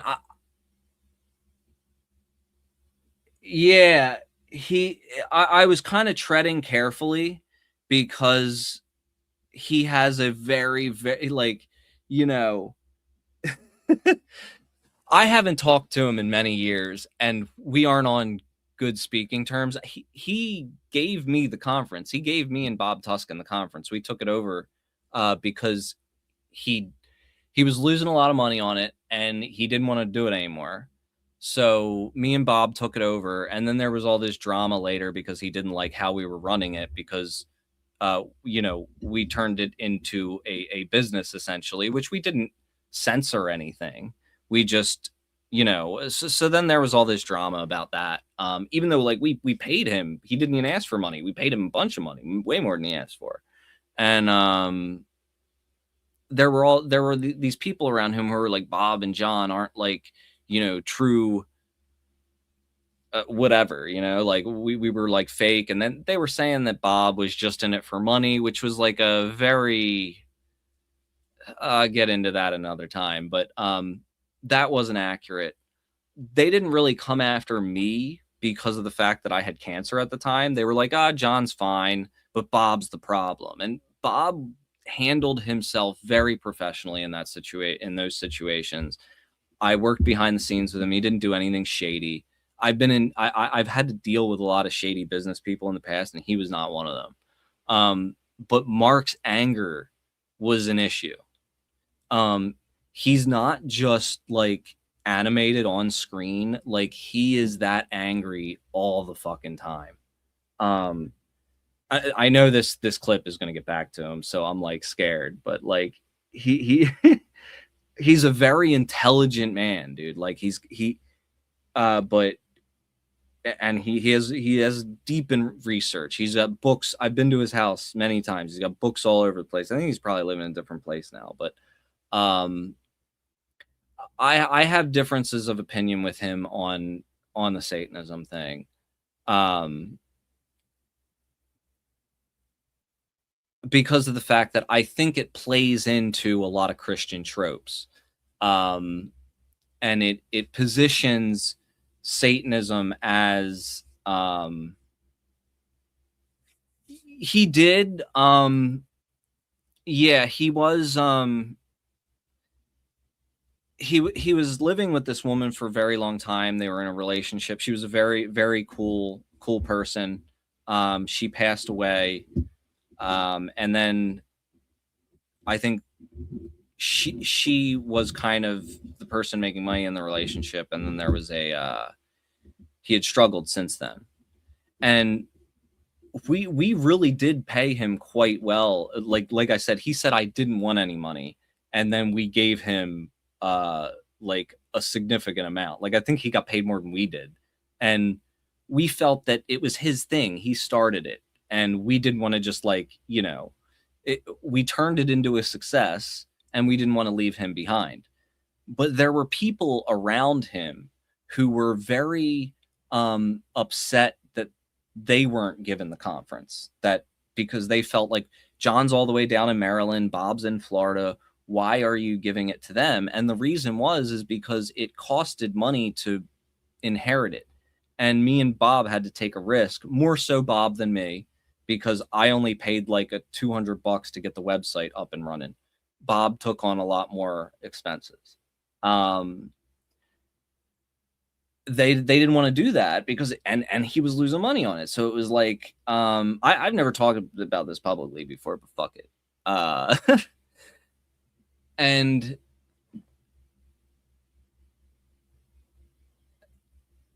a little when he went off people, because sometimes that is how it has to go down, but I noticed he was like that all the time. Yeah, his message was definitely getting lost in it. And like I said, I still do have respect for him as an intellectual, even though I do have some disagreements with him in certain areas. I do think he has a temper problem, and I think that that issue that we were talking about earlier about the frustration of realizing that a revolution is not happening in your lifetime, the way that he's dealt with it has been tough. Like, he's responded to it in a very forceful way. And which, hey, maybe I'm the weakling here. Maybe I'm the coward who is not ready for a revolution or something like that. But I do not think that, that a civil war is the answer. I want to avoid that at all costs. And yeah, I think homie needs therapy, and I see one. So I'm not saying that with any kind of malice. Being in the kind of position that activists are in, especially public activists, is very, very tough. And it can really do a lot to you mentally and emotionally. And I honestly think every activist should be kind of thinking about their mental health like that. There is unfortunately a financial barrier to that. Like with me losing my job, I had to kind of like go on break with my therapist, unfortunately. But when I'm employed, I'm always seeing one since probably like 2021 or something like that. And like the funny story I told last week when I had that experience with that cult and I didn't get anything out of it, and I didn't know I was going to a cult. I thought I was going to an ayahuasca ceremony, but I didn't get anything out of it, and I was like, maybe I just need to go to therapy. And then I joked that's what I got out of it. But these are kind of the things that happened with kind of me backing away from the activist movement, because there were so many splinters among that is what it was. One of the things that really, really pissed Mark off in particular is that, somebody from the Howard Stern show wanted to come to the Free Your Mind conference and interview people, and kind of like, of course they weren't taking us seriously. Of course they were making fun of us. You know what I mean? It was still a big ass platform to fucking get the word out about the fucking conference. So we were like, all right, yeah, come on. So like me and Bob have a sense of humor. about this kind of work and the work that we do. Me and Bob have a different sense of humor. I will say that. He's,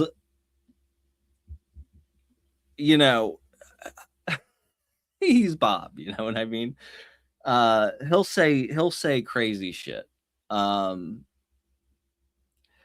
Like I went on his like he's always saying something that like he wants to make me feel uncomfortable because he thinks it's funny. But like we've been friends for 10 years, so it's fine. Like that's his sense of humor. Mine's a little bit different. But I think it overlaps. But regardless, we can laugh at ourselves and shit. A lot of people in the movement really don't have that kind of attitude. Whoa. And yeah, I do think that you gotta be kind of lighthearted about shit. In this tough world that we're living in this tough situation. That's why, like, despite the difficult situations that I talk about, I'm not like banging my fist on the table, turning red and shit. Because like, what's the point of that? I'm not going into battle. I'm trying to figure a way out of this, you know? But at this point, my thinking has switched to harm reduction. I'm like, how can we help people? How can we try to minimize the damage that's being caused right now in a revolutionary direction? You know what I mean? Yeah. And honestly, I think he needs a hobby outside of this. You know what I mean? Like, I know me and you have talked a lot about like enjoying yourself responsibly, not just succumbing to mass entertainment, mass consumerism. I do think that like it's good to have some kind of healthy outlet, especially as an activist. You know, to kind of take yourself out of the world, even if it's something creative, like with what I've had for this past week, where I've been teaching myself a new skill and, you know, trying to turn this book into a screenplay. It's allowed me to kind of unplug myself from the day-to-day news and pour myself into something that's meaningful for me. And I feel like even on this stream, like I'm a lot more chill. I didn't put like a ton of prep into this stream like I usually do either, because I've been busy, and I also feel like I've been doing too much of that. Of course I do want to invest more time on this channel, but I want more like evergreen content. But yeah, I do think that these things are important. And I think a lot of us get sucked into it. But yeah, I didn't mean to take that digression into personal personal drama that has been you know, in my activist life. I actually do talk about this in my next book. I've been very on the fence about whose real name I'm going to use and stuff like that. Because it's a little bit different from my first book. Like, I had to use different names because a lot of people were, you know,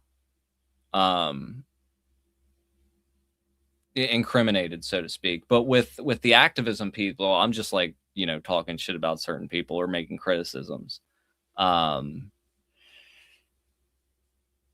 Yeah, exactly. I mean, it sucks because the most important thing is the wider, like, making the world a better place. But you do also have something, got to have something else to invest your time into.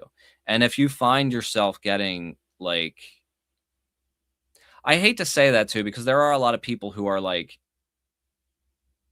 you know, your life is being torn apart by government policies and stuff like that.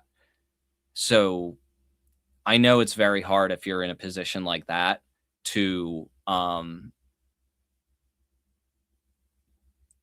be extremely angry and to let it destroy your mental health. That's understandable. That is something we got to fight for sure.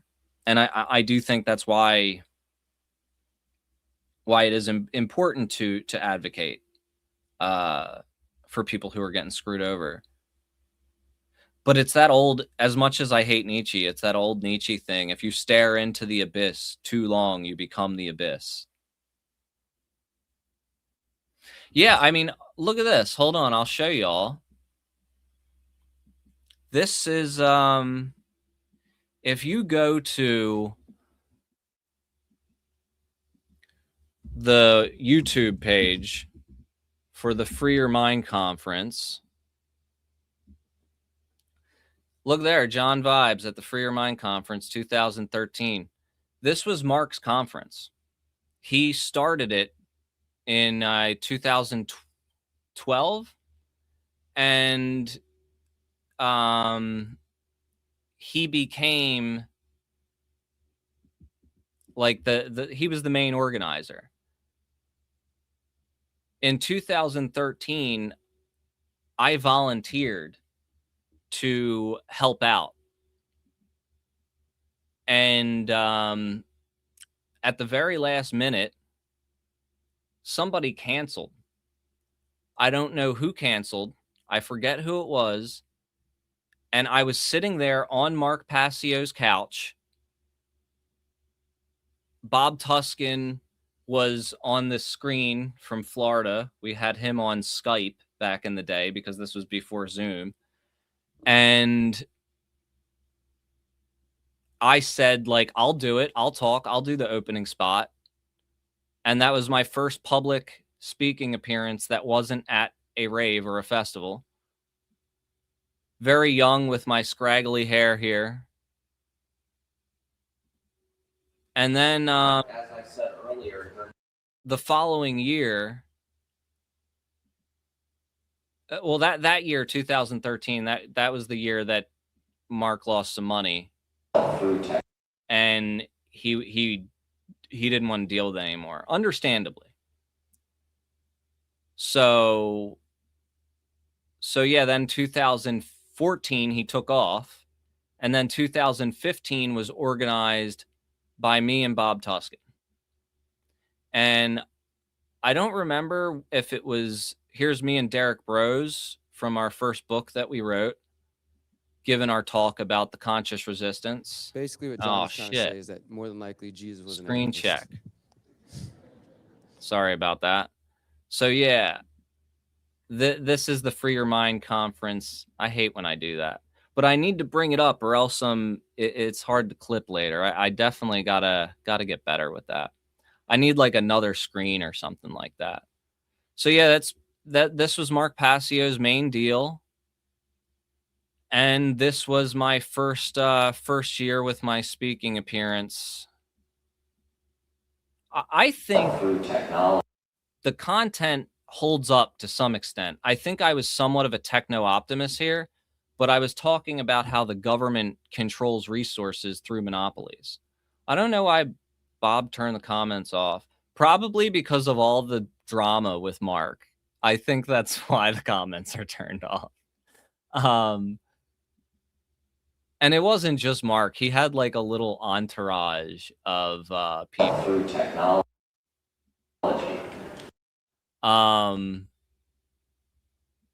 But yeah, that was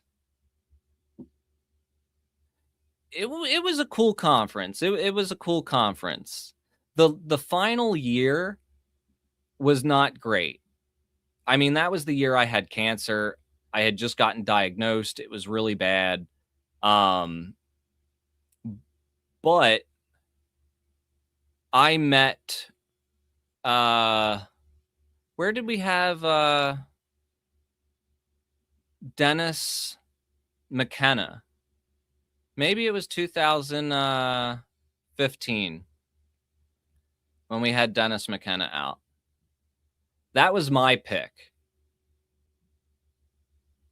I don't know what happened to his video, though. Oh, here it is, Dennis McKenna. He talked about the stoned ape theory and stuff like that.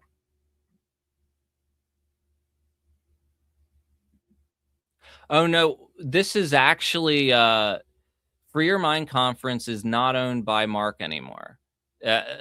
Bob controls this one. But yeah, that is interesting that he always turns them off. Yeah, that was something else, man. But by the last year, like I saw a guy in a MAGA hat there, and I was like, "What the fuck is happening?" And that was like the beginning of the MAGA people, like infiltrating the conspiracy movement.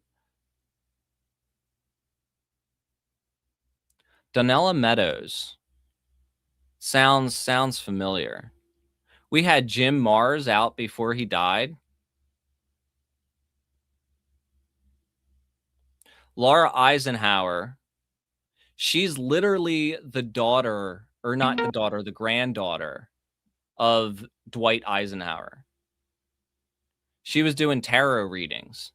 She read my tarot cards at that shit. But yeah, that was a interesting time. You'll be able to read about it when I finally figure out my next book. It's finished. It literally is finished. I have reservations about the cover and the title. Like I need a better title and cover.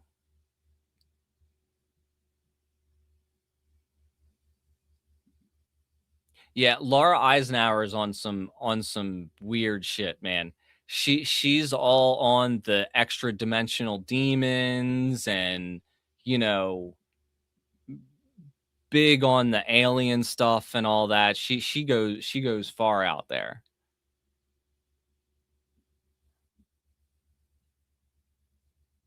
We definitely had some wild speakers. But yeah, if you want, go back and check out my Free Your Mind conference talks. See if they stand the test of time. See if I was see how far away from the mark I was 10 years ago, 12 years ago, 10 and 12. I didn't give a talk at 2016 because I was just diagnosed with cancer. So I hosted a panel though. I can't, which panel was it that I hosted? I think it was the like agorism panel, anarchy panel. Maybe that was it. And I started like crying in the middle of it. It's fucked up because like I was super emotional. Had just like gotten diagnosed days before. And like, I was just like looking at all of these people and just freaked out. And look, Luke Radowski, who's a complete fascist now, was there. Like, I used to know that guy. I booked him for that event. That's Matt Savoy, who owned the Free Thought Project. There's Derek Bros. There is, forget what his name is. That's me in the back. I forget what his name is, but he's like, he was friends with Samuel Konkin. Crazy times. Oh, I did it again. Yeah. Yeah, I did it again. There was nothing important. I was just going through this panel. I don't even, you know, Bob might have taken out the video of the one where I was crying. It was only like a split second that it happened for. I brought myself together really quickly, but that was a crazy. I don't even know why I went. I just was like, I need to continue to do the conference. Like I need to, I can't. I feel like it's one of those things where you get diagnosed and you're like, my life is still normal. I need to do the normal things in my life. They're still important. I mean, I'm glad I was there for that. I am. But,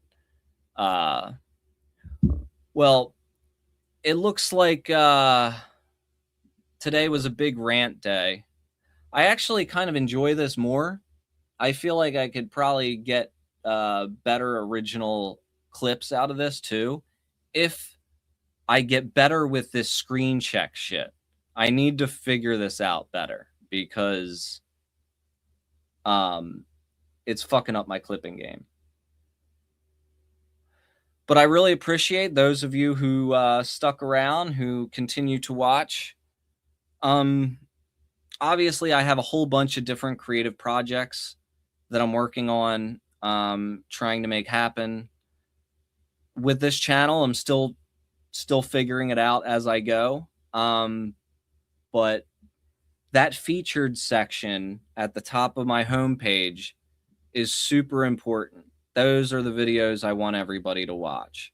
So if you haven't seen any of them yet, or if you haven't seen one of them yet, definitely check out one of those. The Epstein one is like 9 hours long, necessarily, if you want to deep dive into that one. But these three in particular, I'm really proud of. I put a lot of editing into it.